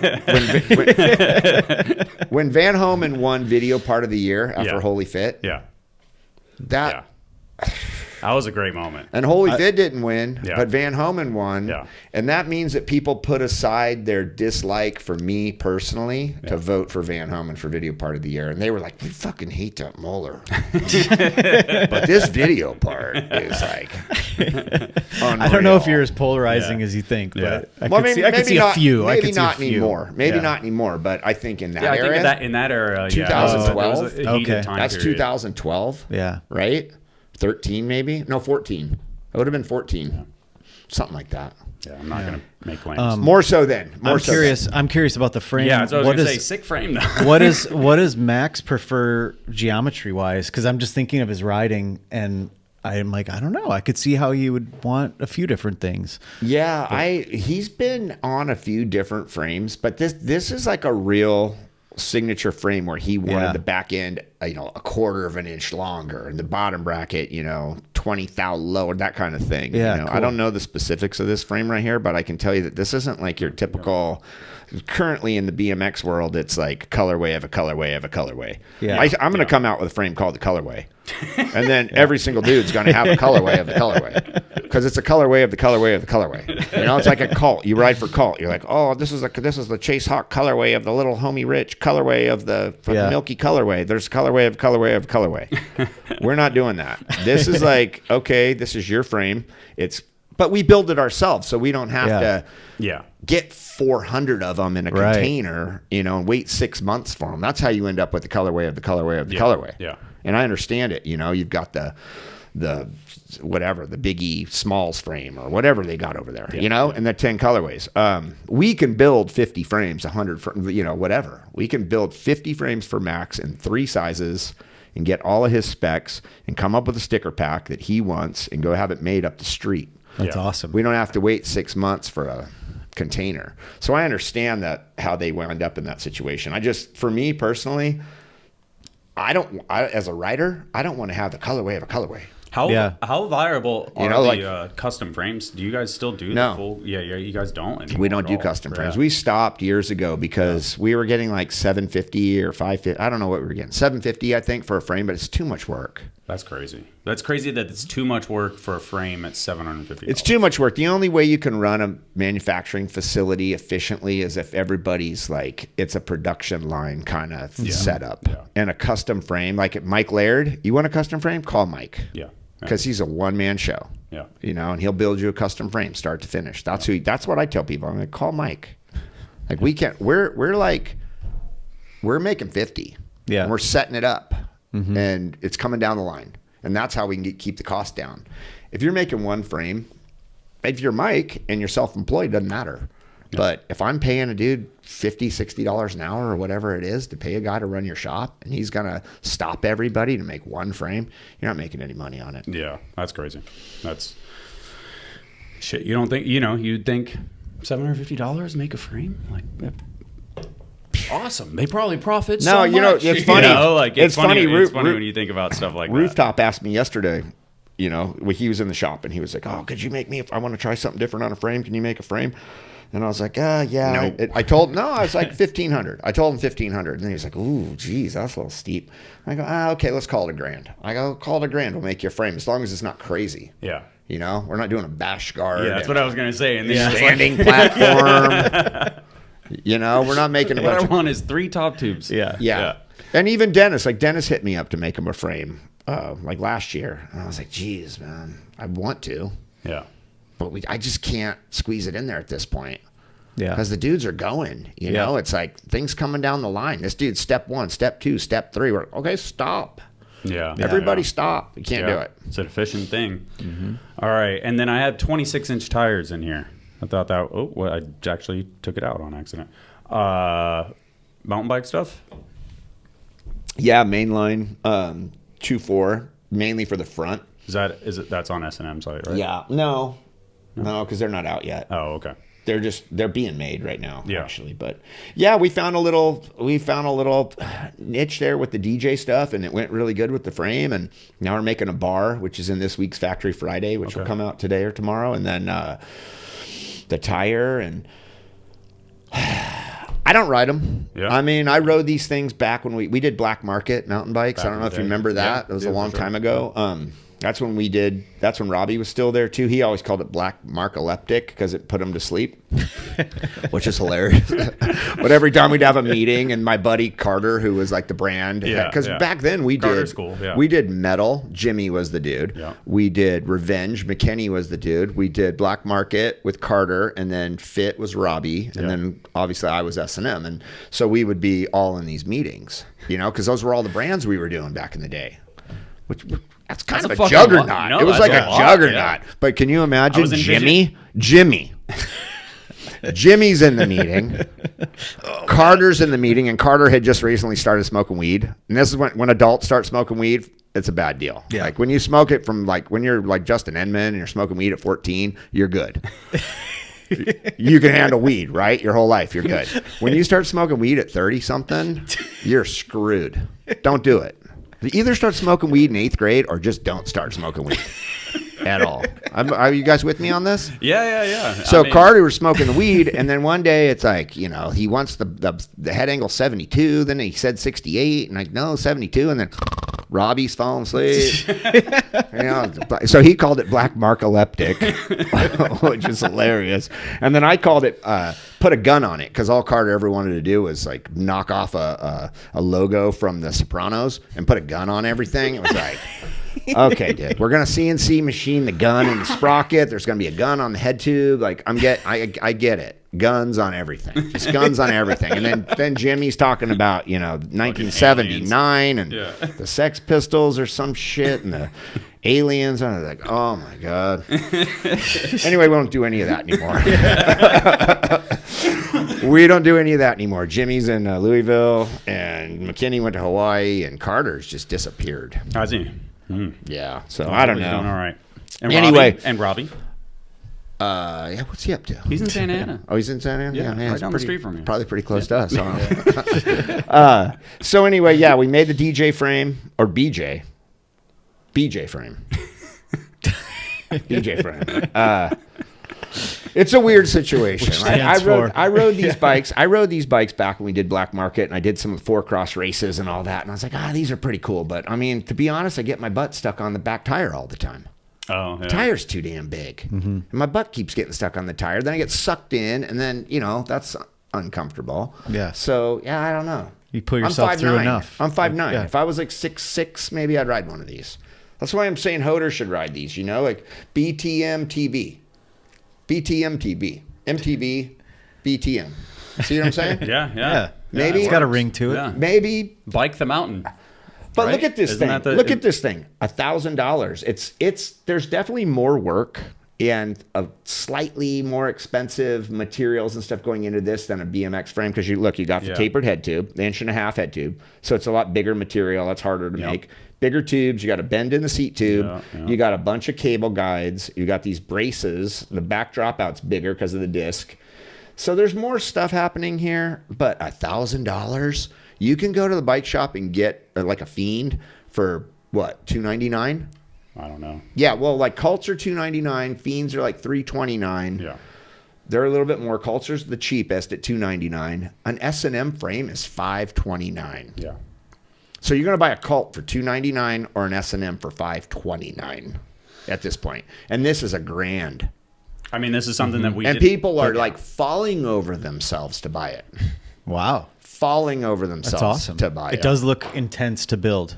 I mean, I've It's never, a little I've never more. built a bike, but It literally looks like it's like caught in a windstorm. It looks like it's just falling over. It's 9 tubes of chromoly. It's 9 tubes, double diamond hardtail. It's like a classic frame. Yeah. It doesn't have any pivot points, aluminum brackets, or shocks, or whatever. But it's $1,000. It's double the price of an already super expensive BMX frame. Yeah. So the market will bear it. When I first brought them out, they were $700, I think, and then I was like, the second time I brought them out, I'm like, they're $1,000, Yeah. and they sold. Yeah. Well, it's a different market where that's. And all that's my probably friends, this is viable. what all my friends are riding. Yeah. Because they're like, look, I'm 55 or whatever, and my back hurts, and this thing has a shock in the front, so it's smoother. The wheels are bigger. It's more forgiving. They can ride funky spots. Yeah. Like all the dirt jumping parks around here, they all kind of suck. And on a 20-inch, they're even worse. Yeah. On this thing, they kind of make sense. You're jumping off a wooden ramp with no lip. It's like, on this thing, it makes sense. It feels tighter. Yeah. It feels like it's On our sharper. bikes, we're like, this place blows. Yeah. That's true. And so this is what they ride. Very So interesting. now it's like, and make a stem, make a bar. It kind of goes back to what you were saying. It's like, we do it, makes it cool. And it's like, you guys doing it. Right. Somehow I'm like, all right, yeah, cool. I'm mean, never it's gonna say that's whack. Because It's better than what else is out there, I can tell you that. And it's not made in Taiwan, it's made in Santa Ana. And this is what people are riding, and I think we nailed it with that bike. And we've kind of poked fun at it at the same time. Yeah. It's the blowjob. Yeah. And it's $1,000 blowjob. So, I mean, Sorry for I'm getting over the cold. I keep every time I laugh. is it COVID? COVID again? It is not COVID. It is. Is Hoder going to be going around the sun, or the BJ frame is orbiting the sun? Yeah. Hoder's riding The moon. it. He's the moon. He's his own gravitational Anyway, force. I mean, I'll probably ride one of these when I'm like 78 years old, but I'm not going to be switching over to it anytime soon. Yeah. But All right, keep moving. BSD Forever wheels. They came out with the Forever rim somewhat recently, and now they have that all packaged together as wheels. So normal cassette hub. They got the planetary hub in there. it's the Grant. format. It's Grant. I'm in the phone box. Mad dog. It's Grant from Glasgow. I'm in the phone box. I'm on speed, man. Man, I'm on speed. What does BSD stand for? Bicycles, sex, and drugs. Thank you. You're welcome. All these years. Mad dog, it's Grant. It's Grant Smith from Glasgow. I'm in the phone box. I'm on speed, man. Hold on. Grant, it's 3 a.m. This is like 1992. This is long before he started BSD. The first product he ever made was a sprocket, but before that, he would just call me all the time at like 3, 4 in the morning. Mad dog, it's Grant Smith from Glasgow. I'm in the phone box and I'm on speed. All the time. So hold on. Grant, let me get this right. Let me guess. You're in the phone box and you're on speed. Yeah, man. And I'm in Glasgow. And I'm on speed, man. All the time, this fucking guy's calling me all the time at 3 a.m. I'm on fucking speed, man. Okay. I'm like sweating from laughing and coughing at the same time. My phone used to ring. This is like regular phones back in the day, Yeah, right? And I was yeah. working out of my apartment, right? S&M, early days, like 1990, 89. I don't know, I've got Crandall calling me. I got Grant Smith calling me all the time. These guys calling me in the middle of the night with all this crazy shit. Because But you Grant- fucking That's answered. amazing. Yeah. That's why. Oh yeah. But out of all the guys that used to call me, because I had guys like crazy dudes calling me back in the day, and they probably would still call me now if I ever had my phone or I didn't change my number all the time. But Grant was the craziest, and that was the call that I would get over and over and over again. He was always in the phone box, and he was always on speed. I'm on fucking speed, man, and I'm in the phone box. I'm just envisioning Grant watching So that, this. yeah. You know what? I love Grant Grant's amazing. and all those dudes. When I went there to Glasgow and Go and all, I love those dudes, man. And they had a whole crew. They was called something. I don't know. That's what it's all about. People say, is BMX dead? No. Hang out with Grant, Go, and all those guys from Scotland. Yeah. That's what it's about. Yeah. And you were talking about some guys just want to go out and drink beers and ride and whatever. That's what these dudes were doing. Yeah. And I love them. That is BMX to a lot of And fucking he's people. hitting me up all the time, checking on my health. And I always tell there is no emoji on your phone for a English phone box. I wish there was. So I always have to do 2 emojis. I have to do the phone. There's like a dial phone, and then there's a cardboard box. And I always end my messages to Grant with the phone and the box. Always, because this was the call all the time. Like, Mad dog, it's Grant Smith from Glasgow. Yeah, Grant, what's going on? Let me guess, you're in a phone box. I'm in a fucking phone box, man. And I'm on speed, mate. Yeah, I know you're on speed. You're in the phone box. Yeah, man. This may be the one news episode that we just skip over all the videos and be like, these are good videos you should watch because we're so deep and we're like on the product section. And I'm on speed. Why do you not make a frame called the phone box? You should. Come on, Grant Smith. Or the speed. The phone box.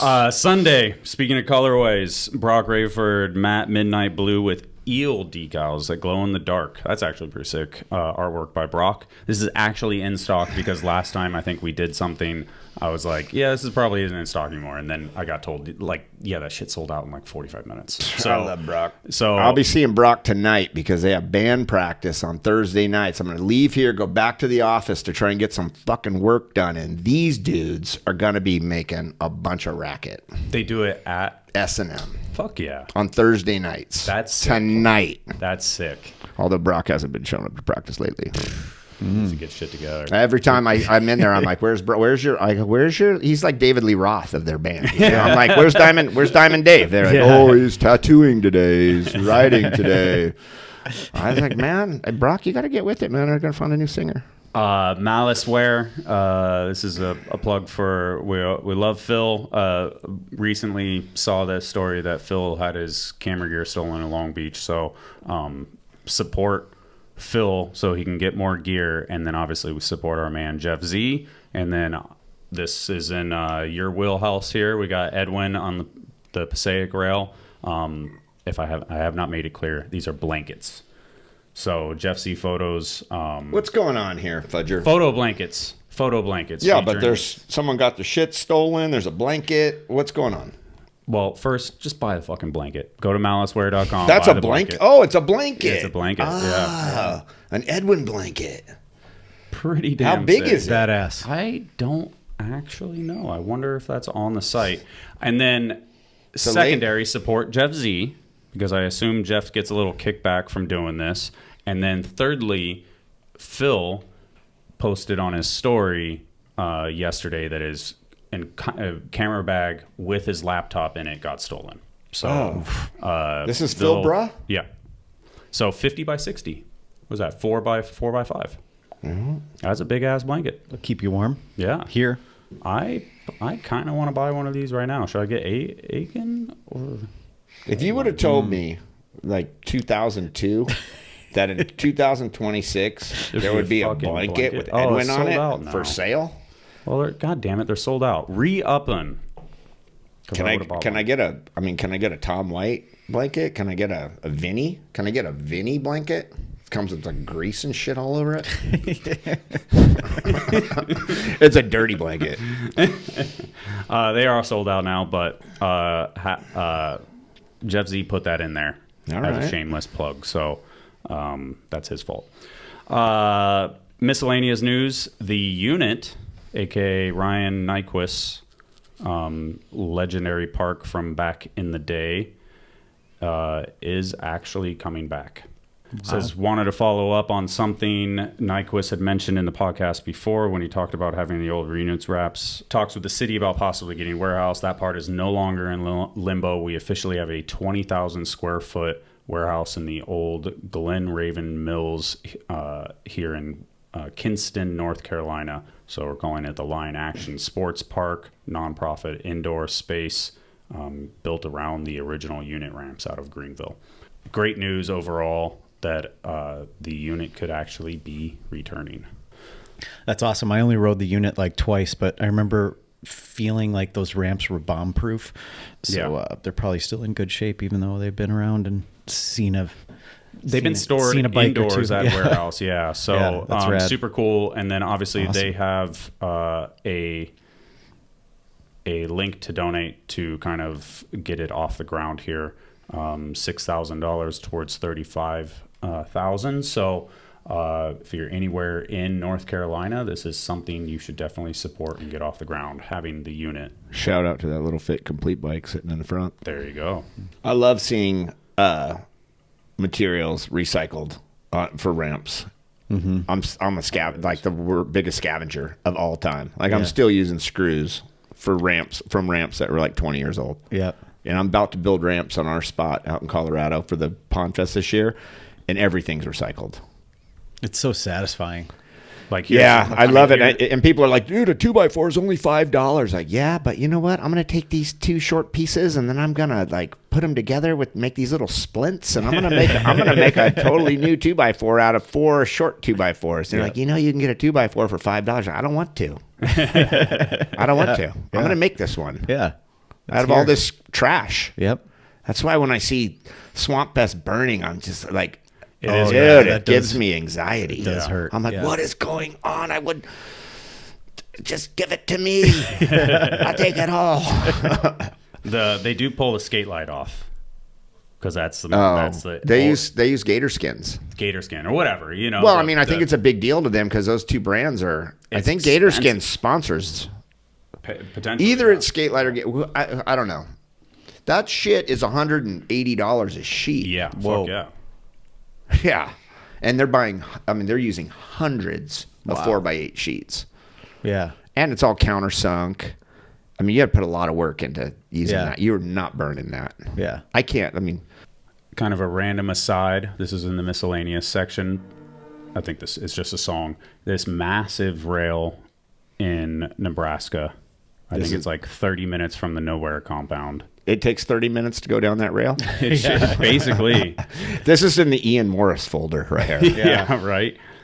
Carl and I were talking. They have What that in event. the world is going on with this rail? Is insane.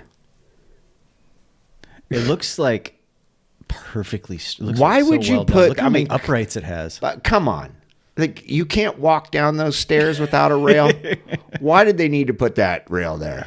That's weird. That's a whole lot of pipe. But that's is. like the coolest riding spot That is awesome. ever. So they have the event there on the 16th of April. Is this the first event ever? No, like they've at done it the- before? at the Nowhere compound, but this is 30 minutes away, and so No, Carl I and know were the talking. Nowhere compound event, but is this the first event they've ever done on this crazy rail? There is no event. We're looking to see if we could find people that want to actually go down it.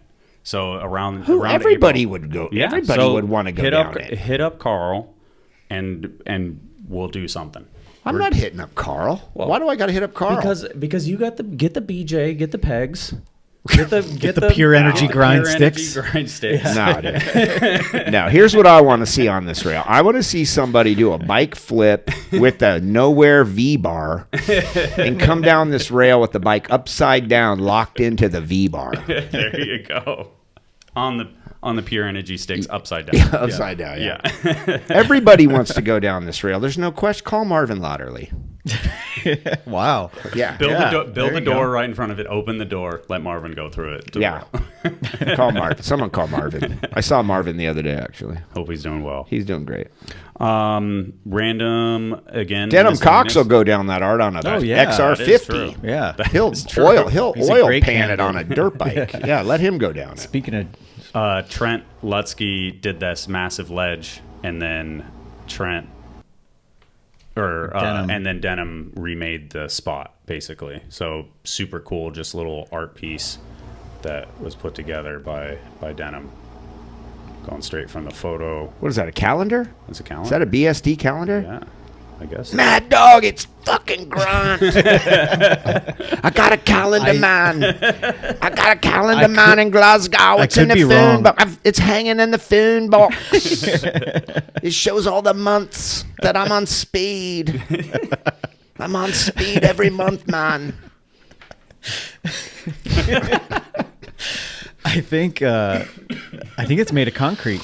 Yeah, probably. The thing that Denham made. He made trophies for a contest series, the uncovered contest series we did, and he made little mini jersey barriers for our trophies, and they were so perfect. Yeah. He's I had such no a idea talented he dude. was. I had no Oh, idea. he's talented. I mean, he makes. I thought he was like a stunt man, basically. Well, yeah. I mean, he's an insane rider, but he makes. He's pretty much good at anything handy, but he makes like really nice, intricate stuff too, like that. I had It's no pretty idea. Cool. Yeah. All right, I'm gonna. He's the man. Let's rip through a couple of these. Street Dog BMX is out now. This is the online game. It's on Steam, which maybe Brian knows, but I know Chris doesn't. This is What's that? Yeah, I don't don't do know. this, So kids. yeah, Is this a so- sponsor? Is this a No, paying sponsor? yeah, Okay, yeah. F that game. Why would you want to I actually ride? don't know Why what would that you is. want to ride a fake bike in a game when you could go out and ride a real bike? Put That the is- Put the games down. that is true. I can't stand video games. This is not related to BMX, obviously. I love this guy, by the way, Chris Jocelyn. Yeah, he's sick as fuck. Yeah.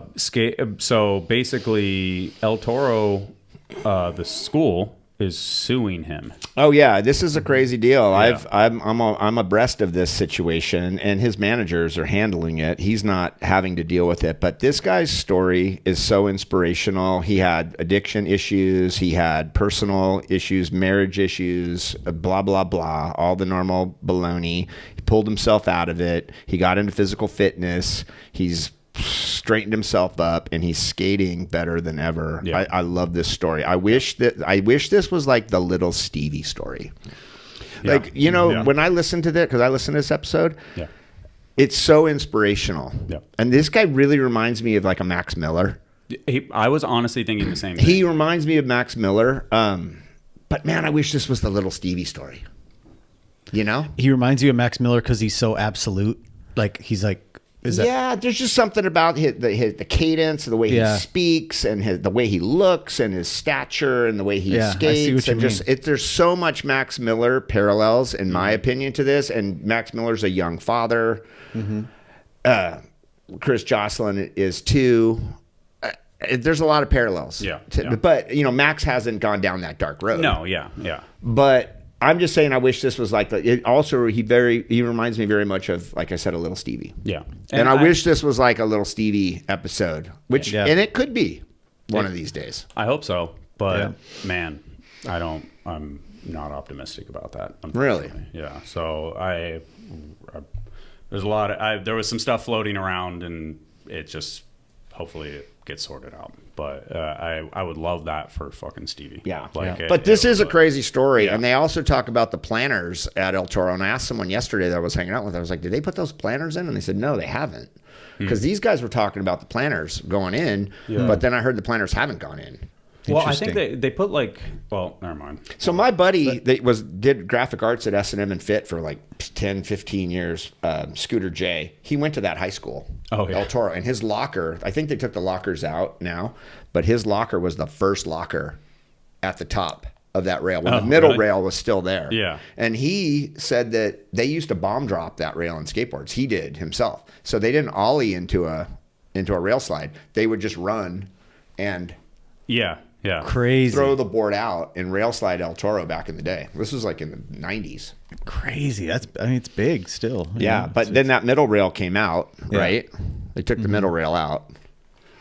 So yeah, the idea that the school is actually suing him is like pretty. Well, they're more. There's the age we're in right now, and then they're it's like suing Thrasher. Yeah, they're suing Thrasher because that's the cover. Yeah.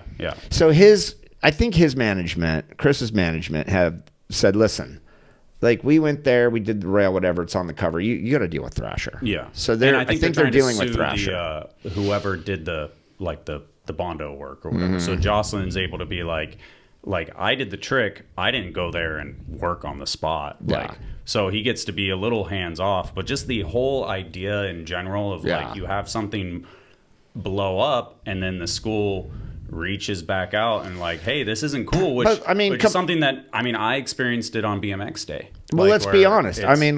Why bullshit ourselves? Let's be honest. If you're out somewhere vandalizing somebody's property and you're publishing it, how can you not expect to be held responsible for the damage? 100%. You know what you're getting into. And it's not the first instance of this. Like it's not a skate park. Yeah. Mm-hmm. It's a high school. Yeah. So if you're going to wreck shit, you're remember responsible for it. So deal with it. The Van Homan Slim Jim commercial where they put the other dude's head and then on that rail that Van does the ice and he fucking hits his butthole at the end. It was like they used that clip in a Slim Jim commercial. The school was like, that's our school. Who do we sue? Like we want somebody to pay us for this, blah, blah, blah.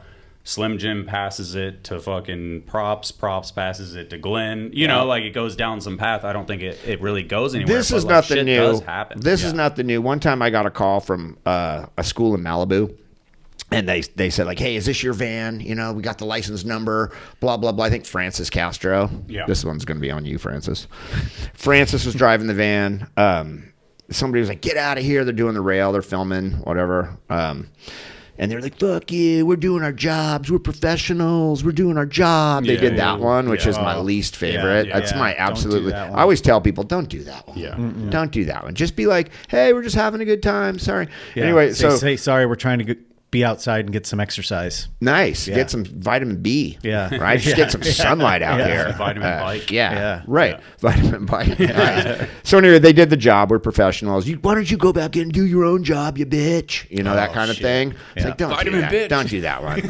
So they call me. They're super pissed. They're going to press charges because we vandalized the rail and the van and this, skidded around, peeled out. I don't know, whatever they did. But I talked a lady down and donated a bike to a fundraiser that they were doing for their school or whatever, and smoothed the whole thing out. Yeah. Smoothed the whole thing out by donating stuff. So you call the school, your agent calls the school and says, "Listen, we got this clip. It's a whole thing. People have been doing it for like 30 years on that rail. Okay. If you had a big problem with this, like a precedence has been set with this rail 3 decades ago when whoever went down it first went down it, Okay. Yeah. If you didn't want it to happen, take it out Yeah.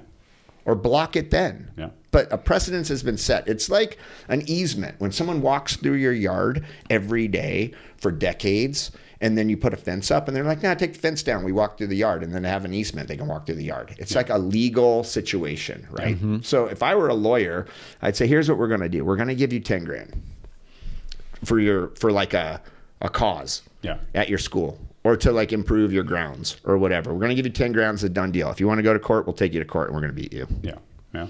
Because people have been grinding this rail for 30 years and you haven't done anything about it. Now all of a sudden you're going to do something about it. They took the stairs out and then put the stairs back. You gotta, Remember, they literally did Yeah. make it a double set, make it something different that is like make it an escalator. Yeah, I don't know. Yeah, exactly. Do something. Yeah. You know? So- But, or you got a bike rider coming down like with the golf cart and the whole situation. Like You would have think that would have been so much crazy. Like Chris Jocelyn does 3 flips down it or whatever and lands and goes away. Why hassle him? Hassle the kid. But this one is unreal. Yeah. He actually this Pushes one's him. bad. Yeah. It bummed me out listening to that Jocelyn thing when the 9 Club guys don't mention this. Yeah. Like they never mention bikes because I think they secretly just hate bikes. But That's how true. can you talk about El Toro and not talk about this? Yeah. This is insane. Yeah. I love this. Yeah. The lady's down there screaming and yelling, and the kid just sticks it. Yeah. Could you imagine? So good. So good. It is one of those things where it's like, it is sick as fuck. It's but so sick. You can understand why the outside world be like, Yeah. you are a fucking asshole. I disagree. I mean, this is just like you talk about liking the Max Miller 270 off the rail ride in Barcelona because the dude's yelling out the window. Yeah. This is like that on steroids. Yeah, it is. Yeah. I love it. I mean, I love it. I love it too. Yeah. Look at this lady. Yeah. This is like a Karen, like epic proportions. No. So that's super sick. That school. The shout out to the Dennis, wow. the Dennis Polaroid of Him whipping it, breaking his foot.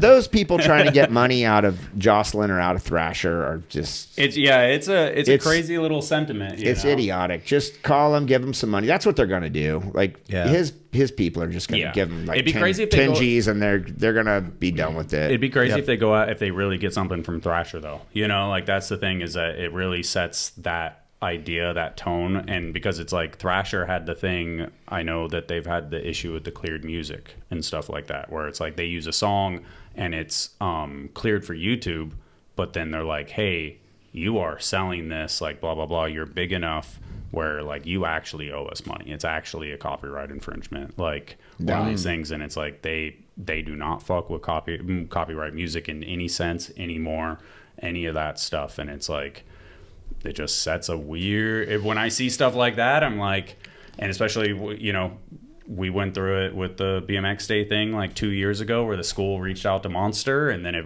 Monster was going to pass a buck to me for sure. So I just went out. I went out there on Saturday morning and fixed everything, painted everything, cleaned everything, sorted every single thing out, and sent him an email from a burner account. And I was like, hey, sorry about that. I fixed it over the weekend. I hope you have a good week.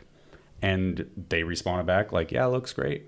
Well, for everybody, You know, like Yeah. I was like, let's just solve the problem. To give them nothing to complain about. If that were me, and whoever did the Bondo, whoever did that shit, I would have been out there with a grinder on Sunday and ground out all of that shit, made it as perfect as I could have made it. you mean make it shitty again? Well, make it those rub strips, you know, whatever they Yeah. have, the stuff that they put it in. I would have sorted it all out and been like, my bad. Yep. Well, hopefully for everybody's sake, they don't just settle. Yeah. Hopefully they just say, you know what, sue us. Yeah. Yeah. Hopefully. I would love that. Just take us to court. Because I guarantee you any judge is going to look at that situation and go, why didn't you? Because I've been in those situations legally before where the judge says to me, why didn't you do something about this earlier? You know, like I evict a tenant that hasn't paid rent in a year. And I went to court on that one this one time. And I remember the judge said, like, why did you let him go a year without paying rent? And I went, well, because they're like nice people and they have kids. And I thought they were going to catch up with the rent. And they kind of gave me a good story. And the judge looked at me and said, don't ever do that again. Yeah. Yeah. Case closed. Like when they didn't pay rent the first month, you got to evict them. Yeah. Yeah. You know, and the judge Wow. would say the same thing to that school. Like, why didn't you do something about this 30 years ago when Mike Vallely slid down that rail or whoever the hell slid Yeah. down that rail? Drove a van back in the down it. 80s, right? Yeah. Why didn't you shut it down then? Yeah. And then they go, oh, I don't know. And he goes, yeah, get out. Case There's closed. probably like dozens of pages on YouTube of people going For down decades. It. Yeah, Yeah. forever. Yeah. Yeah. My buddy, you know, Scooter J, shout out Scooter J. Yeah. You know, he was sliding down it in the 90s. So, Yeah. you know, look Speaking- at Wilkerson. speaking Good of which- Lord. 60 years old. Oh, whoa, let's go back. Let's go back. What do we I think got we had that. I think we had a classic like S&M party. I think that next photo, go back to the other photo where Dominguez is wearing an S&M shirt. This is a party at S&M. Is it? Yeah, look, it's Wilkerson, Blyther, Dominguez, and Xavier. With that lighting though, could be a Nora Cup. Who knows? Could be an average Thursday for those dudes. You're probably right. Actually, you're probably right. Wow. Happy birthday. 60. That's amazing. Where is the? And I hear all the stories of him blasting that bowl that Yeah. he lives by like every day, Yeah, this fueled story, by I mean, acai bowls or whatever. his story is unreal. Yeah, I would love for a Wilkerson podcast to happen one of these days. You know, he had his injury was, I mean, it was life changing. Yeah. He had a no-handed, it was a nothing fakey. You know, hit his This is- head, was out for weeks. So this is his 60th birthday. Yeah, no, I watched all this. Yeah. It's awesome. Wow. These guys, it's like, it's inspirational, these guys. Elvis and David Bowie, they share the same day as me. I let them have my day also. I signed this 1988, but I signed it upside down. Yeah. So I met Ron back in 1984 when Haro Designs put a freestyle team together, and we've known each other for the last 40 plus years and been best friends. We continue to just have fun. There's no other 60-year-old anywhere on earth that's airing that bowl, which is probably 13 feet tall with 2 feet of vert with an inch of pool coping. No one's doing that. He does it. That's his warm-up. He's in an elite group for sure. But I'm going to throw Gary Laurent in there too. Yeah. He does kill it too. Gary Laurent. And so I went to the Woodward Mega Ramp one time, and I think Gary was turning 55, and Ron was there too. And Gary backflipped. Gary Laurent backflipped the Mega Ramp at Woodward West on like his 55th birthday. That's wild. It was insane. And then Ron was blasting the quarter after the jump too. And then in the same vein, we have this. Well, we'll see what we get here. So those dudes all took a trip to Argentina.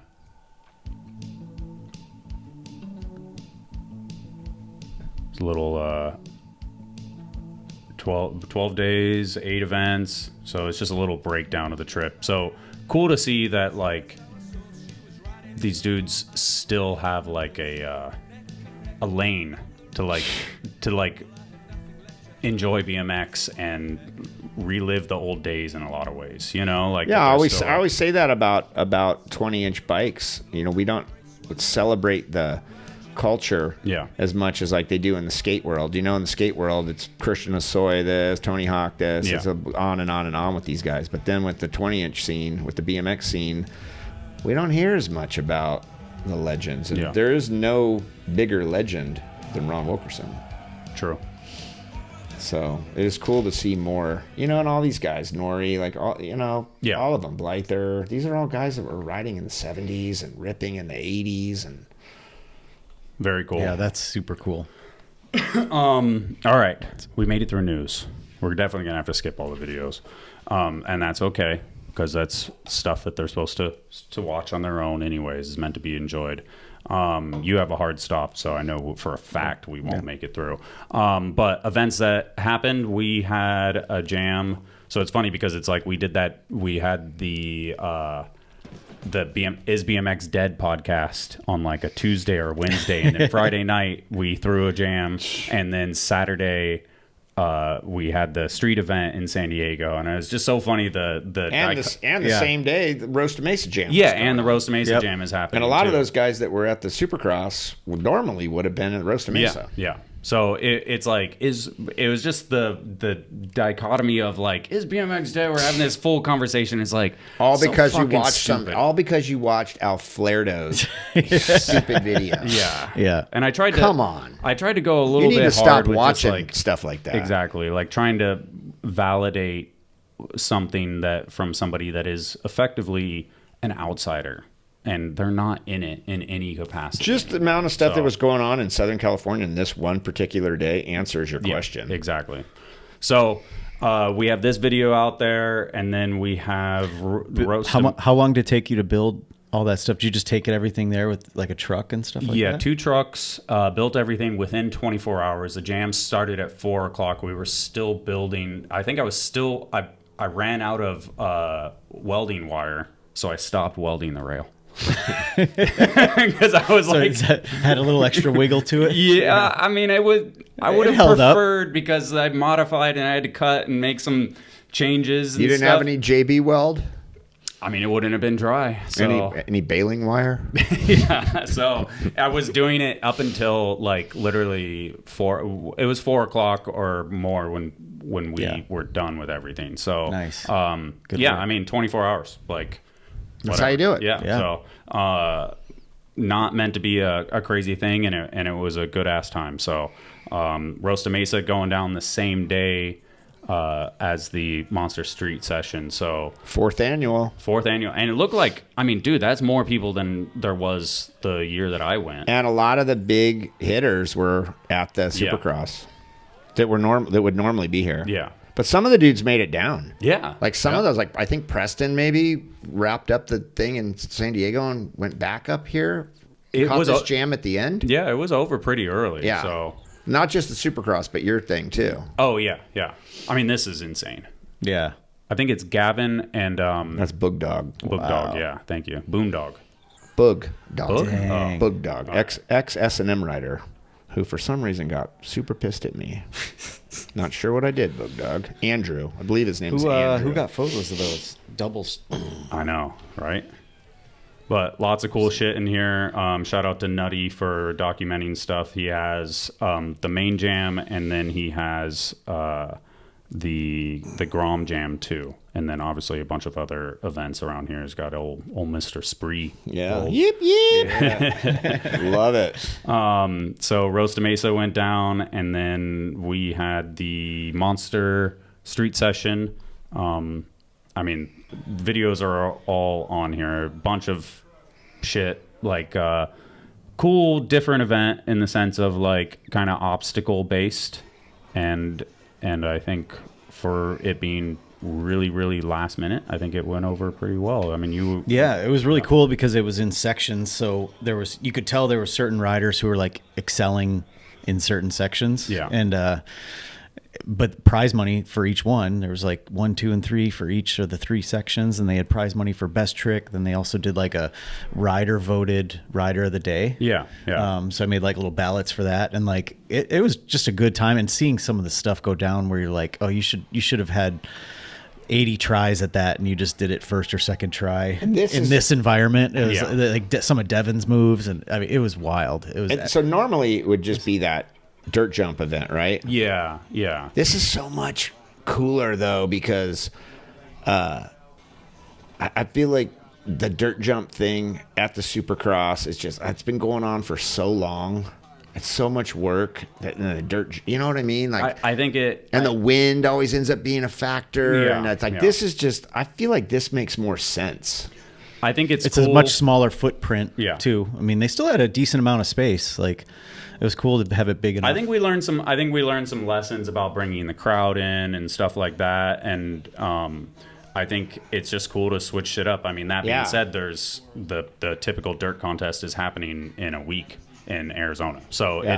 that is still happening. In This was- Glendale. this is just an extra thing. There's never been an event in San Diego, so when the idea came to like throw something in like mid-November or whatever, it was like. And that curved wall is so cool that it's kicked back like that. Yeah.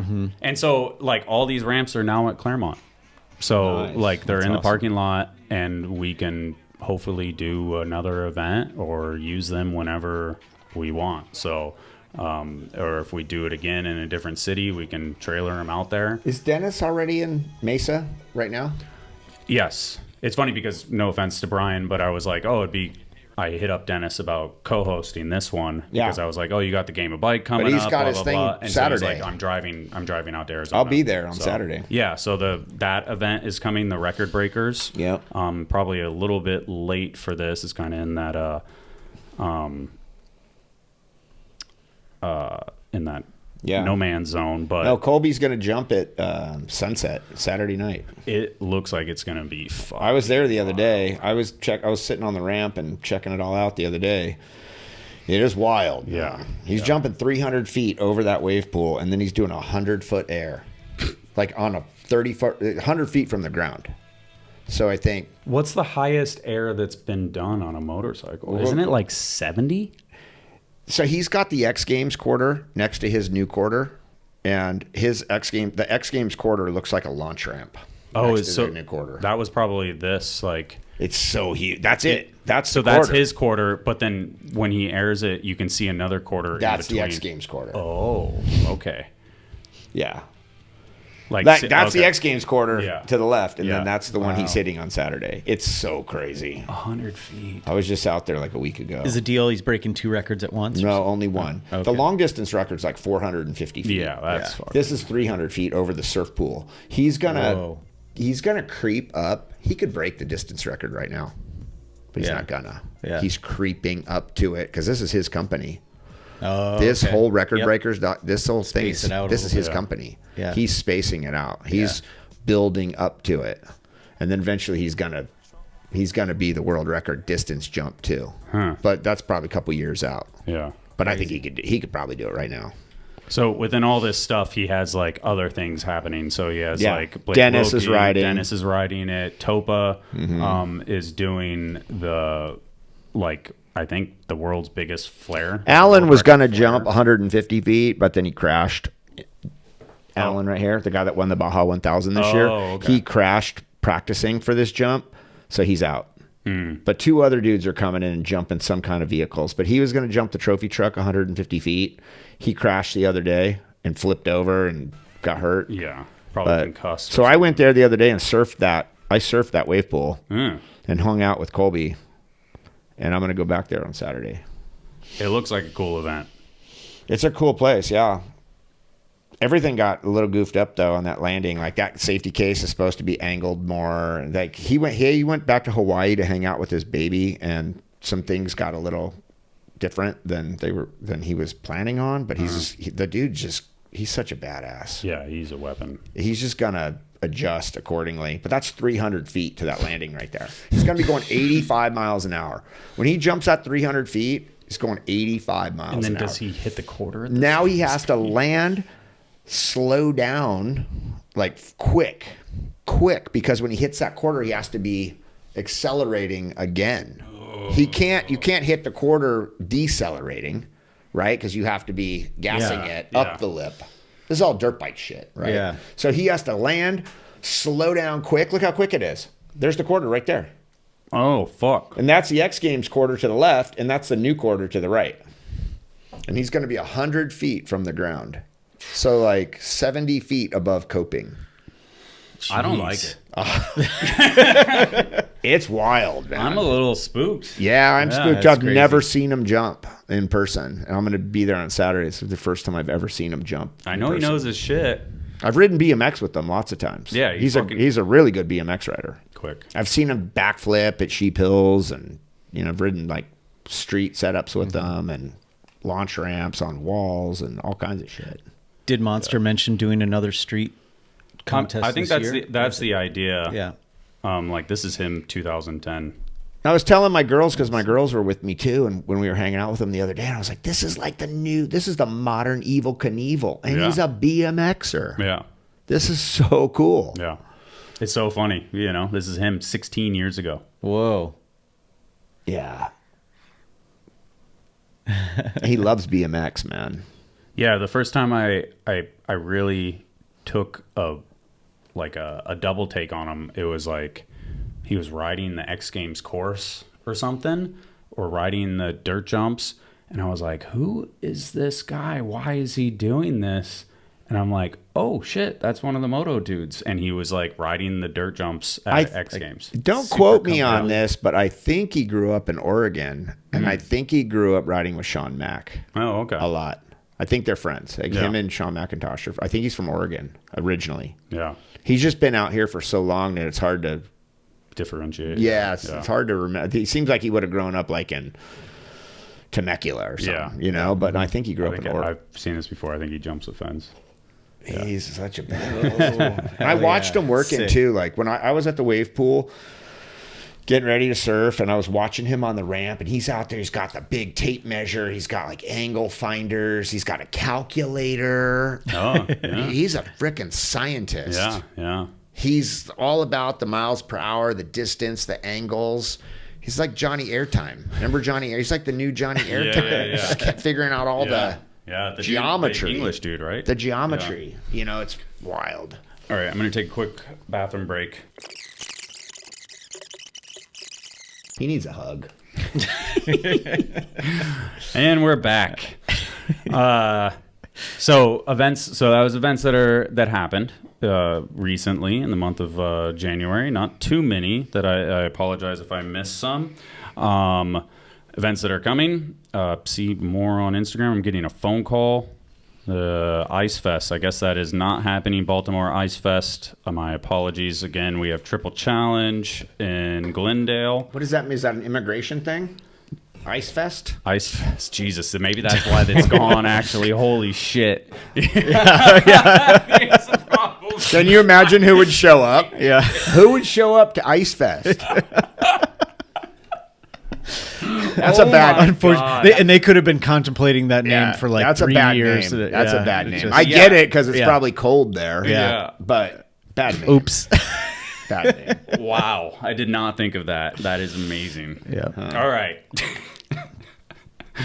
Oh my God. Back in the phone box. Roast the Coast Jam, February 22nd in Newcastle, Australia, put on by Backbone. Shout out to them. Free to ride. I saw that. We have BMX Oslo in Oslo. Gosh, Norway. Oslo. Thank you. Jeez. Ice Fest.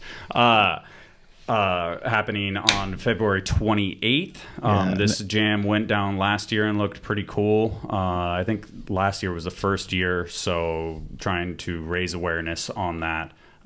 Cool to see just those dudes put on a bunch of effort and all that. So keep it moving. Boyd Hilder's Off the Couch Jam, February 28th, also in Pizzy Park. That's different than the In the Couch Jam. Yes, the In the Couch Jam was the first half of your life. Yeah, the In the Couch Jam happens in Long Beach every night. That's what it was. So that's in, I believe, Brisbane, but please don't quote my Americanness. It's in Gold Coast. I was close. Yep. It's close to Brisbane. Yeah. Yeah. The Roll On Flatland Jam on Sunday, March 1st. Keep it going. Belvedere Jam on March 28th. Look at all these jams. Yeah. I mean, I hate to just Yeah. like keep talking about this, but how can you even do it? Is BMX Dead Yeah. It's show, and then you could do a whole show And and then- all the jams going on, and then cop out and be like, no, it's not at the end, and blah blah blah. It'll always keep blah blah blah. Yeah, dude, you did your thing. Like, just Exactly. fucking own it. So, American BMX Flatland Jam, $10,000 pro purse per event. April 11th in you're gonna brush Las up on Vegas. put that front brake back on, There you BK. Texas, June 6th. That's impressive. North Carolina on July 25th. Motobunka Jam on the 19th. We're at we're sponsoring this, by the way. Brooklyn Banks Jam. Should be fucking awesome. This is a crazy situation. I mean, these are Japanese guys that have come over here to put on a jam in a completely different country. Yeah. Yeah. Yeah. That's awesome. It's crazy, Yeah. but But it's cool. yeah. We got in on this. I love all the Frico artwork too. Frico did got the Frico artwork here, Oh, nice. and then the Frico artwork here. I like it. This looks like this looks Yeah. like Gork artwork from Juan Hander and Noah Footer. I felt like there was another jam on the 19th that was like a conflict or something, but I guess not. Feast events, we have discussed them. Oh, the tickets are available. Okay, so then obviously we have Swamp Fest. Where was that? That was March 13th. I still haven't booked tickets. I looked the other day and they were pretty expensive, but I know once they start doing the build and they start showing obstacles and stuff, I'm going to get that little like I'm really missing out vibe, so I need to at least book the ticket. So looking forward to that. You are not going, Brian? I will not be. No. What? I'm not really welcome there. I have been to 3 or 4 of them, and I mean, I do always have a good time, but I tend to always have a good time. I'm like the drummer from Spinal Tap. I have a good time all the time. But yeah, I'm not welcome there. I was pretty much told last year I was not welcome there. Flyer looks really good. I was also told I'm not allowed to sponsor it. That's what he yelled at. He just screamed at me. I tried to tell him, like, I was ham boned. So I do apologize about my behavior. But I did try and tell him I tried to say, hey dude, this event's sick. You're killing it. And he was like, you've lost it on me. All I was trying to say was you did a good job. And he told me to F myself and told me that I'd never be allowed to sponsor it. And I said, well, that's good because I can't really afford it anyway. So I'm not welcome there.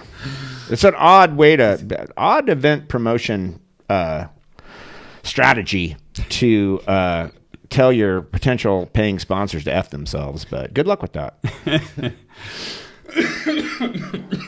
I did sponsor Flyer does look good though, Brian. I did sponsor the first one though. I did sponsor the first one.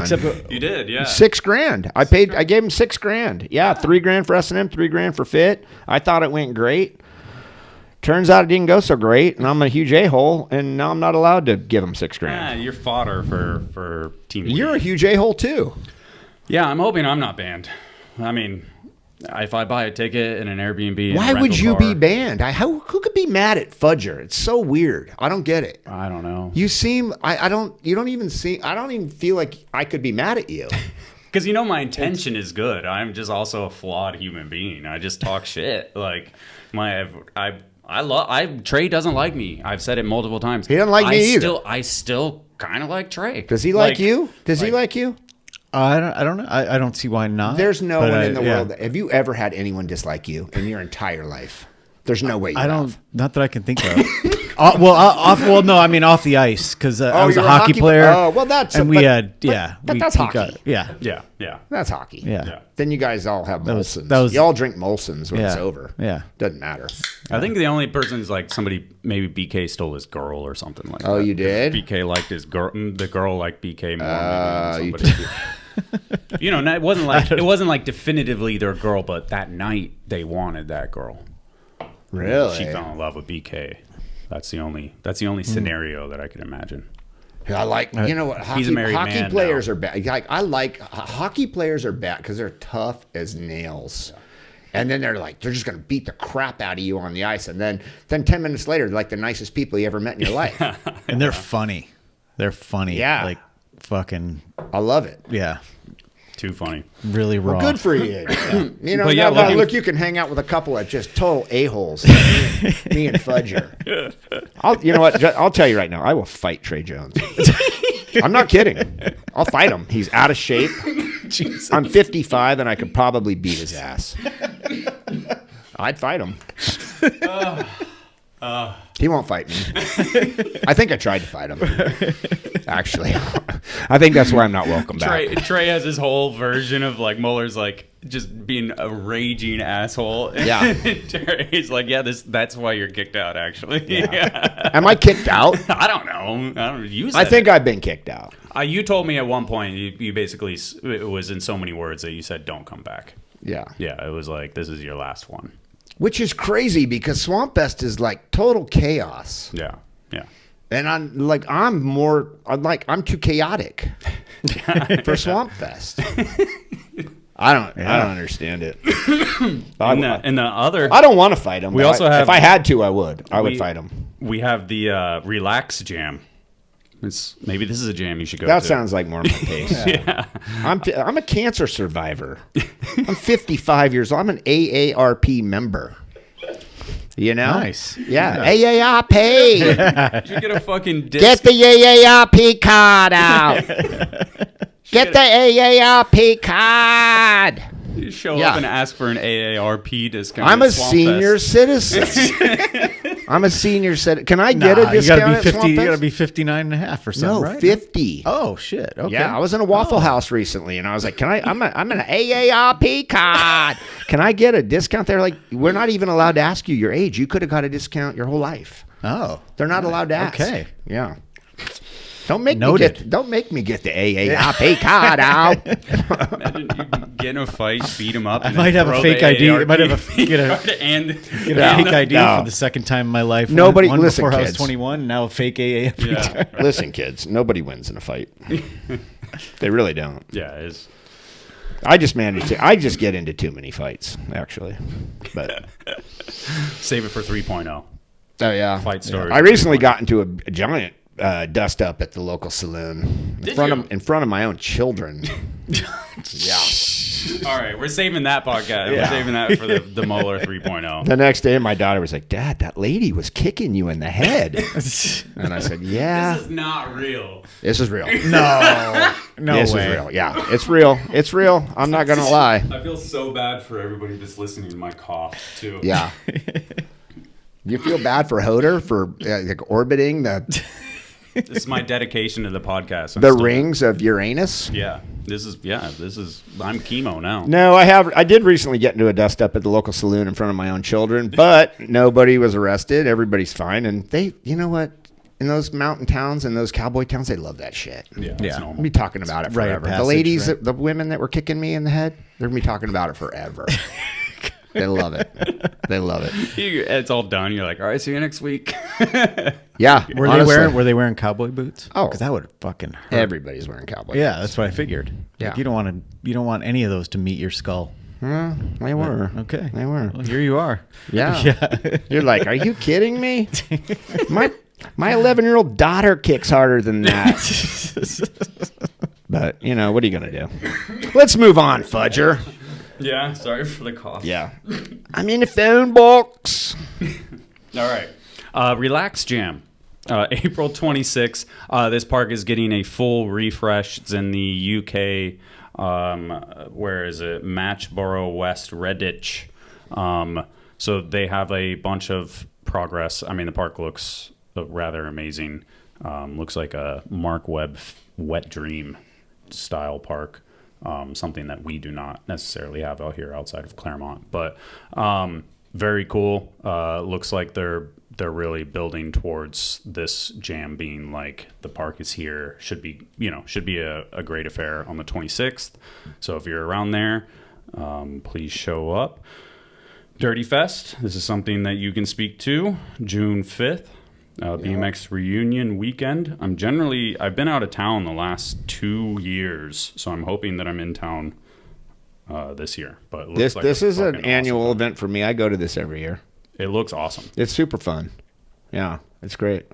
And they do the foot down game the first night, the little launch, like a little wedge ramp Speaking demo. of Robbie Knievel, there he is. That's Mike Miranda. That's actually Hollywood Mike Miranda. Oh, that's Look at amazing. that. Yeah, and that's not even at Dirty Fest. That's at Frogtown. Oh. But whatever. But yeah, looks like a cool event. Super fun. Yeah. Then we have... And it's a camping thing, too.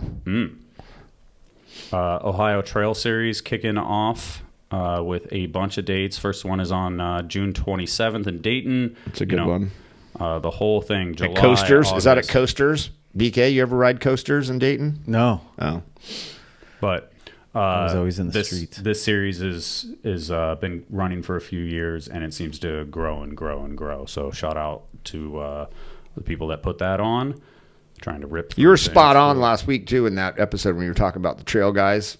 Oh, yeah. Understanding like the lifestyle Yeah. of it all and not worrying about all the Yeah. Yep. other stuff. You're spot on. And that's a perfect example of it right there. Those guys. Pond Fest. Whoa, look at that. There you go. July 4th. Put a lot of work into that graphic. Yeah. Yeah, it took me about 2 seconds to Google 4th of July.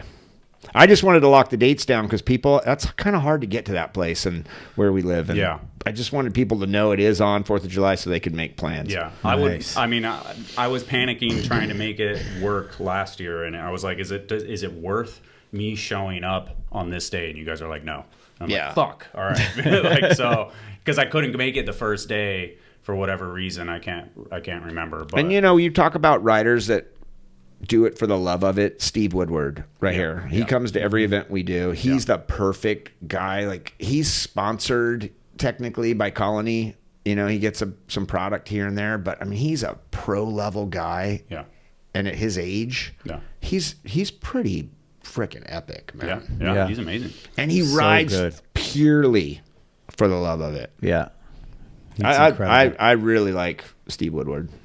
Are you any of the flooding stuff still? Oh, coming we in? lost like 3 acres. Yeah, Gone. fucking crazy. Yeah, it's insane. Cabin floated down the river. Yeah, I saw I that. lost I didn't- I lost a miter saw. I lost a table saw. I lost a whole cabin. I lost all kinds of shit. Yeah, It was awful. So you guys got it. And we did get it back. Yeah, we did get it back. We had to pull it out of a river and then put it on this truck. It was a major deal. Stu's comment. Imagine if that was used for steam trips. I know. That would be pretty cool. That'd be great. No, I was actually in cancer treatment in Phoenix, and Melissa called me, and she said, there's been a flood, and the cabin's gone. I said, what do you mean it's gone? She goes, like the whole property got washed and got turned into a river. Yeah. But luckily, the jumps didn't get touched. Okay, that was because they were somewhat underwater. They were underwater, but that's normal. Yeah. Okay. If the water comes up kind of high, because the groundwater just sort Yeah. of comes up off the ground. But the jumps are still there. I mean, look at it. Look at the they're river. Look what happened to the river. Like the whole place turned into the river. It's Yeah. crazy. It's an 18-acre property. 3 acres are probably now gone completely. They're just river. Wow. Minus the flood. That looks incredible in October with like the fall. Well, it flooded because it wasn't cold enough to snow. So all that rain hit the mountains and didn't turn to snow like normal. So it's been a crazy year. But anyway, I look at that. Yeah, that's so fucking. Wow. So the only effect it's going to have on the event for people that are coming is that we might have to camp at the top part of the property, and they'll know what I'm talking about. We might not have room at the bottom for everybody to have their truck and their tent and the whole thing. I might have to say, hey, put your vehicles up top and then just walk down and camp Oops, sorry. on foot. This might be just a tent camping situation. Yeah. You can't bring your whole vehicle, Parking your lot up RV, there, your yeah. trailers, all because normally we have like 40-foot travel trailers, but we're missing a few acres now, Crazy. and it was all campground. So it's Yeah. like we might just be tent camping, or you might have to. This is a dumb question, but this is a California question. So when the river cuts in, right? So that land is not. Well, this coming flood back, happens every 100 years, they say. Oh. And it hasn't happened for 100. It's Yeah. like 105 years or something since it happened last. So I think what happened in that town is it's the San Juan River, and the San Juan River was modified by the Army Corps of Engineers like 80 years ago to move logs down the river so they could cut like lumber and they could move it down the river. So they straightened the river. And then when this flood came up, the river just went back to its original shape. Did a correction. It did a correction. And when we bought this property, we knew we were buying swamp. Okay. Basically, they were like, look, none of this is buildable. It's all in the floodplain. You're not allowed to put a structure down there. Okay. I went ahead and put that cabin there anyway. All right. It's on me. Yeah. It's my fault. Yeah. If anybody with half a brain would have seen me building that cabin, they would have gone, this is all floodplain. And it might not happen tomorrow, but eventually this is all going to be flood. Yeah. And so I did it anyway. So it's can't tell you nothing. I'm you sure can't. anyway. Yeah, it's my fault. I'm not. You will never hear me boo-hooing about anything because it's. I took it upon myself to do this. But as far as the event goes, the event's going to be as great as ever. We just might not be able to bring all the big campers and RVs and everything down there. Oh yeah. You might have to come down in your tent and leave your car up top. Yeah, fair. But I think you'd Easy. have a great time out there. Yeah. Everyone that's come has just loved it. It's super mellow. It's like there's no competition. Phones don't even work down there. Yeah. Fantastic. So people are just like, at first they're frazzled. Yeah. And then they're just living life. Then they're just like, man, this is so much better. Yeah. That's incredible. You can just hang out. Yeah. I'm dying over this Ice Fest thing. Just like... I guess those moments on planes where you turn the phone off. It's great. So previously mentioned real quick, Middle of Nowhere Jam. We talked about the rail. April 18th. Sorry, I stuttered there. Salt Lake City Triple Challenge. And that one is going to be, I think, different. Like it's going to be like kind of Empire. That's next week.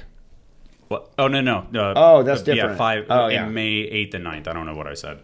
But that one's supposed to be like kind of more Empire of Dirt-esque. What about next week's? Next week Are is you Triple going? Challenge. Yeah, I mentioned it quick. Yeah. Oh, you did? Yeah, just very okay. quick. I'll be there. Oh, okay. I I'm will going be to there that. too. I'm going to that one too. X Games Sacramento on June 26th. And then that's what it is. July 4th, Japan X Games. Motherfucker. Can't make it to Pond Fest. Well, Trey Jones doesn't like the X Games. Oh, no, he doesn't like the Olympics. Does he like the X Games? I don't know. Probably not. I don't know. I don't know. Good question. But I get that's side work. Are you going to that? Yeah. I probably will. So fuck. Yeah.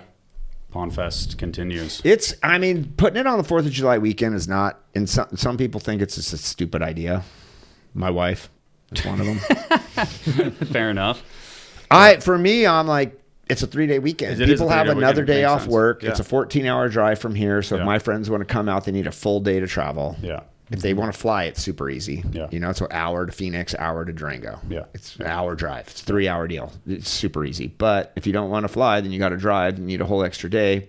A lot of people give me flack about it because they're like, 4th of July, this is when we barbecue. I go, listen, if you got to barbecue that bad and watch football or drink beer with your boys or whatever, then that's not for you. Yeah. Fair enough. But this is our lifestyle. Yeah. And there's nothing we would rather be doing than riding our bikes on these dirt jumps.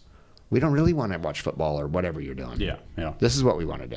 Yeah. So if it's not for you, don't come. Yeah. I don't care. It's free. Yeah. I'm not making any money. Yeah. This isn't a for-profit event. Like if 4 people came, I'd probably have more fun. Because then I'd remember everyone's name. I'd be like, oh, what's up, Fudger? What's up, Brian? Like, I would know your name. When there's like 1,000 people, you're just like riding around on the 4-wheeler, waving it. You don't even know who anybody is anyway, So don't come. It's real gracious that you open up your land. I love it, man. Yeah. I love it. It's like my dream. I always wanted to do that in Southern California. It's just not financially feasible. Yeah. Although next year S&M turns 40 and we're going to do a 40-year party just like the 30-year party, and I am going to do it in Southern California. Fuck yeah. So if anyone has a spot, did you come to the 30-year when we did it at Milestone Motocross? Yeah. It was so cool. Yeah. We built the trails. We camped. Yep. That place is closed down now. Of course. It turned into like some concrete Condominiums. built. No, I think it's like a Walmart, warehouse facility. That's going to be my or second something. guess. Or what Amazon. It's probably Amazon fulfillment center. Yeah, I don't know. yeah. But anyway, if anyone has a spot anywhere, San Diego, the desert, I don't know, anywhere, let me know. I would want to build jumps. put some ramps out there, and people would camp probably 2 nights. S&M 40-year party. Yeah, that'd be fucking amazing. That's 1 year from now, or 1 year from this summer. All right, so video section. I'm not even going to click anything. These are the videos. These are what we think you should watch. All this stuff in the description, time codes of the specific clips, etc. We have, it's everything. So everything from an animal video, colony, best. You got to at least pick your favorite and show us something from your favorite. It's either between Crone or Santi. So Well, show just a little bit of both. Come on. all right. I love that Crone thing, by the way. Yeah. 53 seconds, it said.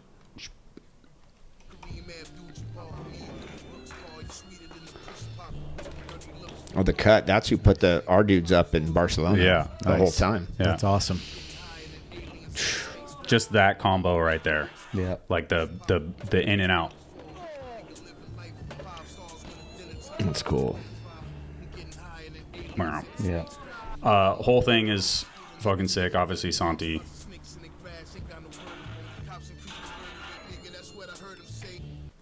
Steez for days. Cooler than all of us. Where'd Crone go? There you go. 2:30. He went to Florida. he's from Pennsylvania. He went to Florida. Man, Crone is just like he's in his own world. He dude. really is. And I kind of want to be in that world. Yeah. I've never met him. You haven't? No. Super chill. He's a great dude. Real positive, really nice. That Look was at the- crazy. Incredible.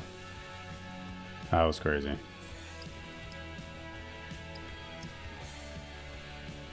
His the real BMX part that he had with Navaz, like the one that like captured his like steez and just like in such a beautiful way, because so much of his riding is captured, by I think his girl. I think so. Like on a cell phone essentially, and it does an amazing job. But like Navaz's like vision and touch, like for that real BMX part, just like it was so fucking sick. I'm going to go out on a limb and say that he's the best to ever ride in swim trunks. Yeah. I was going to say eternally in board shorts. I love it. He Right. really is. Who else has ever ridden in board shorts that wasn't lake jumping?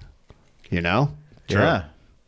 I will actually watch this video too, real quick. Let's see if I can find it. Is that a stem pad? I think so. Wow. 118. Bring back the stem pad. Well, there's a lot happening in this one. Looks like Yeah, his riding is so crazy and like so incredible. It's like nuanced, creative. He's from Portugal, but there's a lot Los of Angeles. I guess is this all Los Angeles maybe? But I think so. Yeah, Stem pad, but no grips. I feel like we're ready for a flatland resurgence. It's funny because James White was probably in the phone booth with Grant calling you at points.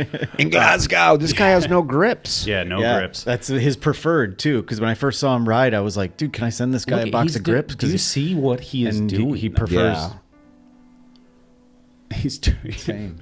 So, and then it keeps going. I wonder if I can find the clip off of the top. I mean, there was a guy that used to race with duct tape napkins on his bars. But, I mean, this is just raw dogging it. No grips at all. No napkins, nothing. Let's see if I can find it. But yeah, like X-up nose wheelie. Yeah, that's sick. James White. There you go. Oh, he's giving Crone a run for his money with the board shorts. That's a good point. That is a good point. Uh-oh. But yeah, creative, weird bike riding that is amazing.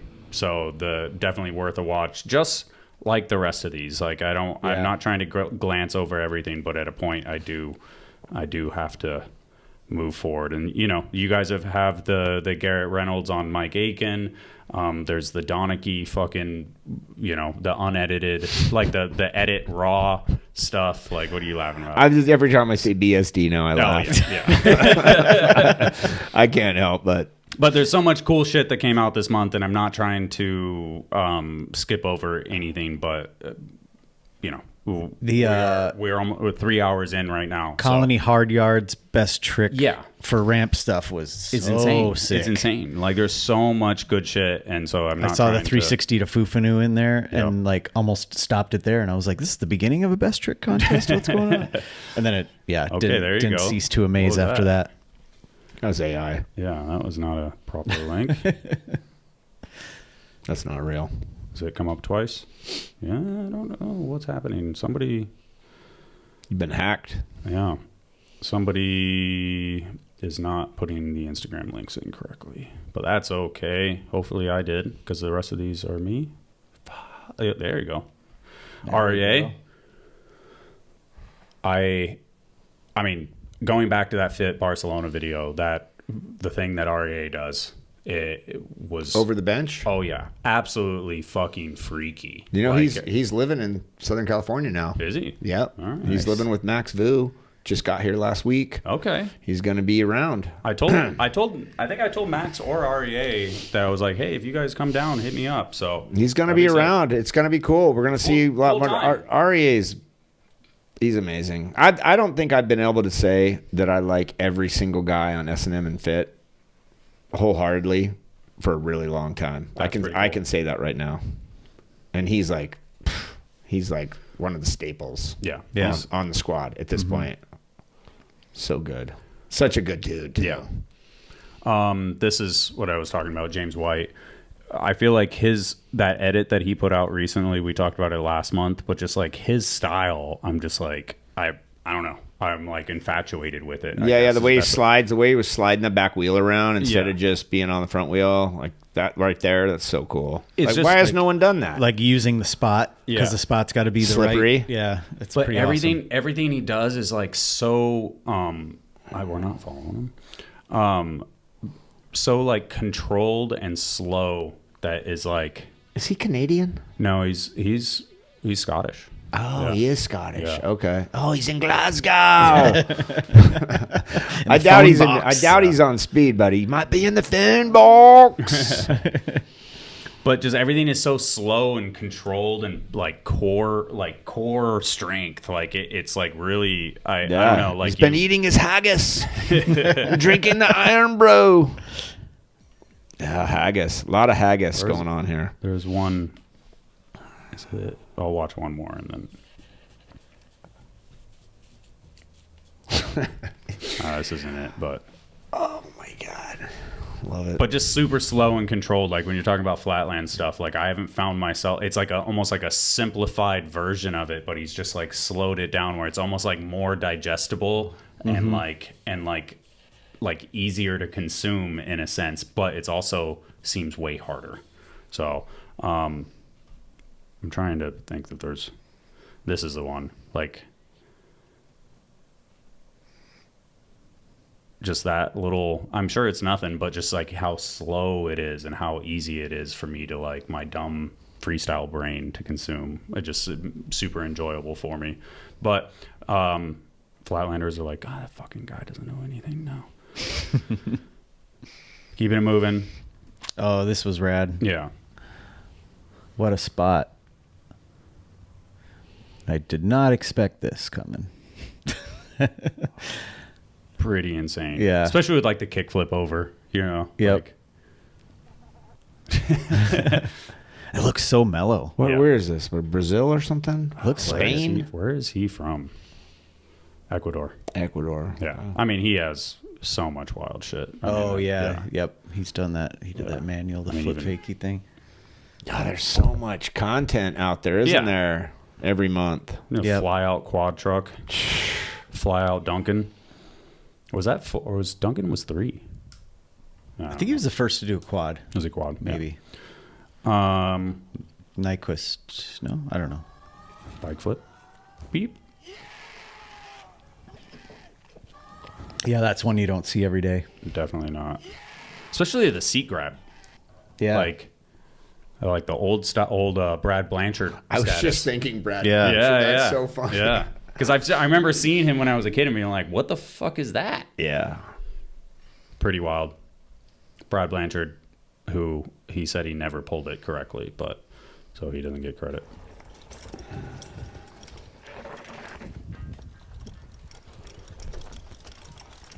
Loose ball bearing or sealed? This looks like something I might be able to do. I like seeing something that's like, you know, within my grasp. I got this. Is this the same guy who does the gap into the river? I thought of that clip, and I don't think it is. No. I don't know where that went, but that clip is fucking insane. I feel like this is there's some way we can combine bikes with martial arts here. You know, these are like nunchucks. There's a Jason Statham movie or something like that. Like, what's that? Yeah, if no one's going near you when you're whipping that fast. Especially if you got the stunt sticks on there. Yeah, no one's coming near you. That's what the BMX industry needs, really. We need people grinding their chainstays down on concrete hubbas, and then we need like a movie. Like, we need a movie. I mean, this is staying. A new ET. We need the new ET, the new Rad, something. Look at this. Nice. What is this? This is a Jason Statham movie. Who's Jason Statham? The fucking, I don't know, I'm not even sure if I'm saying his name right. You mean Jason Bateman? Transporter 3. Jason Bateman? No, Statham. Oh. Statham? I'm not One sure of those either. words He's I've ripping, never said in like. Oh, I think he does a tail whip to somebody's face. And this is a movie? who did the stunts a for movie, this? Yeah. This is great. It's got the Stooges. Yeah. Stooges soundtrack? Yes. I like it. It's like, Oh, no tail whip to the face. The old who's bike doing the slide. stunt work here? I don't know. Yeah. I feel like Behringer could be doing that stunt work. Jason Phelan does stunt stuff now. I wonder if he would have done that. There you go. Yo. What is that? Is that Jackie Chan? Yeah. There it was right there. The tail whip to the face. Yep. Wow, man. ADD. This is what I'm talking about. Nice. Boom. Tail whip.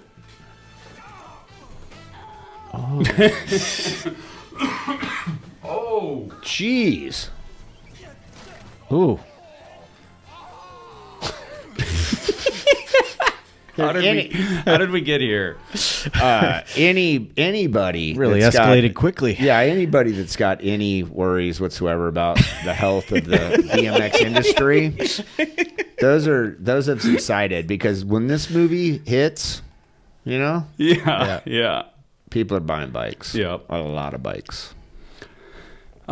This was amazing. 17 countries on my BMX bike, 7,456 fucking miles. Wow. He's got a little, the whole video is cool. Jeez, he's got his seat's almost as high as Hoder's. So he uses a little car graphic, but obviously the car is meant to be the bike. Right. We need a bike emoji. Right. Out there to go along with the phone box emoji. That's what I'm It's sick talking to see him about. just like he's hitting actual spots on the way. Yeah. 17 countries. I like that, because I've seen people do long trips on BMX bikes before, but they've never really used the bike for what it's intended for, like he just did with that Feeble. Yeah. And I always think to myself, like, that's the inappropriate bike, man. You should be on a bike with gears or something, but not if you're going to be grinding ledges. That's the bike you need. Istanbul. Look at this guy. Dang. He's just out there looking for animal chin. Love it. Look, he's actually riding the bike. That's what's cool. Good spots. It's like take the bags off and, you know, ride a spot. Hit the plane real quick. This is like a Taj. Yeah, right? Yeah. Taj trip. I listened to that one too, boy. Yeah. Wild. This is cool. The spawn. You guys did the Instagram post of him buying all the S&Ms, right? Yeah, it was pretty funny. Yeah, I think yeah, That they was shared, pretty good, Stu or Melissa or somebody shared that. That was pretty funny. It was valid. Yeah. Yeah. He was hard on bikes though. Yeah. He's a big dude. Yeah. And he rode with a lot of power, Yeah. you know. Yeah. Dude, he really.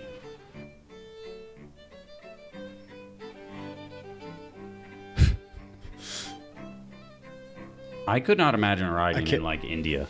Yeah. I can't imagine the stories. Yeah. It's got to be endless. Straight to Malaysia. I've been there.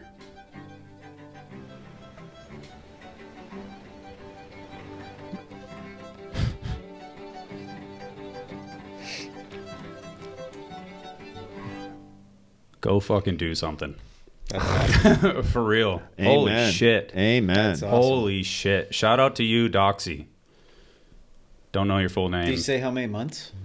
He doesn't. Yeah, he doesn't say it in there. I mean, That's I'm sure he wild. can break it down. I'm sure he's got a lot more Yeah. shit that is like on his story over the years. Or maybe Incredible. he didn't post anything. I have no Yeah. idea. But very, very cool.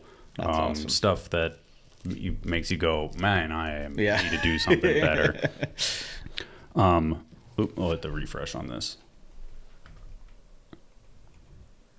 Oh, Oh.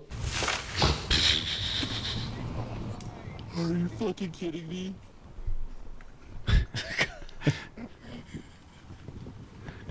it's so funny how ready it was to go. Yeah. Which is actually like the best case scenario. Yeah. Otherwise, a gust of wind comes by when like a grandma's Yeah. walking or something. And It's funny, like that's it. like kids that grow up like they grow up in the city or whatever, and a tree falls over, and it's like really a big deal. It's like, first of all, that tree's dead, Yeah. and that's what they do. They die, they fall over. Yeah. It's really not that big a deal. Just move it. I mean, it would definitely catch me off guard. Yeah. But I'm not sure it would faze me. This, Look at on that the other spot. hand. dude, the first attempt, I don't know if it shows. Now, Yeah, if that with the- tree with the fell tire over, slide. if that Yeah. tree fell over, I might be, interested. This is Oh, look at the cross in the foreground's Yeah. transition too. Wow. Where is Look this? at that place. South America somewhere. I'll click Unreal. afterwards. Wow, what a spot. Yeah. I want to see Let's see some. what I else want to goes see with- somebody toe in and like, Argentina? ice pick that ledge at the top. No. See? Can we get an ice pick on that ledge at the top? Fucking hell. Maybe. That's awesome. Little KP hand plant. Yeah, just drop in from pegs from that little. There you go. It's doable. It is doable. Yeah. Yeah. Pretty savage. And then the last one, and then I did. Oh my! What the? I've seen this before. So- what is going on here? This is old. This is old. Why are we? Why is this on wonder if- here? Or what the hell's going on? Come on. So this is the it's AI at the end. This is why because it fucking tricked me too. Because didn't he like buckle? Yeah, Didn't he go he over ate- the he bars ate and just snap- Snapped. Yeah. There's frame snapped or something like Oh, that. so right? but now he's There's pulling it with buckle. AI. Yes. Ah. Like this is the real clip. Yep. And then What? It's like there's no. There's just. Who did the calculations on this jump? well that's it. When I first, Somebody called Colby Raha. Yeah, when I Who first did the saw calculations? this, Who did the geometry on this jump? yeah. When I first saw this, I was like, why would he land flat twice like that? You know, like how right. did he redo it and still land shitty? And I'm like, wait, what is happening? And it was now- just like a weird example of like AI actually winning for like 10, 15 seconds. So that while I never. figured What it we out. just watched never happened. Right. Yes. So now we it's can't. free But up we until can't that believe moment. anything we Yeah. ever see Yeah. ever again. Like you Yeah. could literally not pull a trick and then change it so you pull away. You take your foot and put it back on the bike. Wait until. You know what I mean? Like Wait until bike companies invent fake riders. That's what with I was going to AI. say. Wait until someone gets sponsored by a fake rider who they never meet in person, but he's incredible. When I worked Put- at Wizard Publications at Freestyling Magazine, the Club Homeboy guys, Andy Jenkins, Lou, Spike, all those guys, they created a fake rider named Clive Knockchaw. And I used to be Clive Knockchaw. I went to Upland. I aired out of the bowls at Upland Skate Park. I was Clive Knockchaw. Lots of people were Clive Knockchaw. And this guy got a lot of coverage in the 80s. I'll And send you you just some photos you later. would just wear like a total costume, total disguise. They had a disguise. Yeah. Yeah, and there was a wig involved, and lots of people were Clive Knockchaw. I was Clive Knockchaw like a number of times. So they already started this a long time ago. It's valid. It is a weird. So brand number 6 could just create a fake rider There you go. using AI. There you go. And just be off and running. Weird times. Yeah. I don't like it. It is. Yeah, it I is. don't definitely like weird. it. Let me see if we got. Not a fan of AI. So we'll wrap it there. I appreciate you guys because you do have a call out time. You gotta break out here shortly. Where are you going, sir? I just got one thing I wanted to give you Ooh. guys. Alan and Brian Foster gave me this UGP plate, which is so cool. This is such a nice little plate. This is the Foster Brothers plate. We were thinking, we'll just put it on the wall to honor Ronnie. Fuck yeah. I mean, Brian and Alan love Dude, Ronnie. I didn't see you sneak this in here. Yeah, Was it in your pants? I'm getting good at it. It was in my pants. It was What the fuck? It was in the back of my pants. I snuck the skateboard in too. Remember last time you didn't see that? So anyway, Alan came by yesterday to the shop and brought this, and we were thinking, I mean, people could just come in that like Ronnie and write something on Yeah, it. dude, or that whatever. is awesome. Or man. we just hang it up. This is like a relatively OG fucking plate. This is a Brian Foster. Yep, it's cool. That's amazing. It's like And Alan, obviously. I'm not trying to. I mean, the early UGP plates were pretty flat. Just one piece of plastic with a couple little, bends in them. They're real simple. And then by this time, Ronnie'd gotten really good Boston, at it. yeah. I mean, read what's it say on the back? Something about Yeah, it Alan says and Brian. Underground Products, proudly endorsed by Alan and Brian Foster. Yeah, they were really close to Ronnie. And Yeah. always worked with them and always rode UGP. And I just thought, Yeah, that's cool, just man. a cool That's thing to super put cool. on the Damn, I wall. kind of got the chills. Yeah. That's awesome. So that Thank you. that was Alan's personal plate, but Brian has a bunch of them Yeah. as well. Yeah. At his Awesome. house. So Foster Bros. Very Shout cool. out to Ronnie. Brian did respond to a text for me the other day, and I was like, "Holy fuck!" Wow. Thank you for responding. I said, "Thanks for responding." Yeah. Because it's a very monumental thing in itself. It's rare. yeah. So, I've asked him to come to Pondfest probably 10 times. pretty funny. My list of Pondfest is, Brian Foster, Chris Doyle. I mean, I have a handful of dudes that are on my alternate Please wish come. list. Yeah. None of them made it yet. That'll do it for this episode. I'm going to start a new thing where whoever's here, I'm going to let the members of the channel ask a few questions, and we'll have a little bonus video after the fact for the members. Open, they have a couple questions for you, so that should be available for the members as a thank you. It's one of those things that I don't do very often. I only asked it a few beforehand, but they got plenty of extra shit before the podcast and all that stuff too. So you can cut all that out too if you want. maybe I'll leave it in. I'll cut out my coughing as best as I can, but probably not because everybody's cackling at the same time too. So again, thank you to Source, thank you to Dales, thank you to Monticule, thank you to Fit and S&M. Appreciate you guys. It's been I always love this shit. Let's do a 3.0 when you're ready. You know? So we'll just do a little bit of research beforehand and figure out that shit we want to talk about. You getting your ass kicked by some ladies, but Another day in the office. that'll do it. So Rest in peace, Ronnie. let's see what Awesome. these questions are. It says, how does Chris feel about the resurgence of more vintage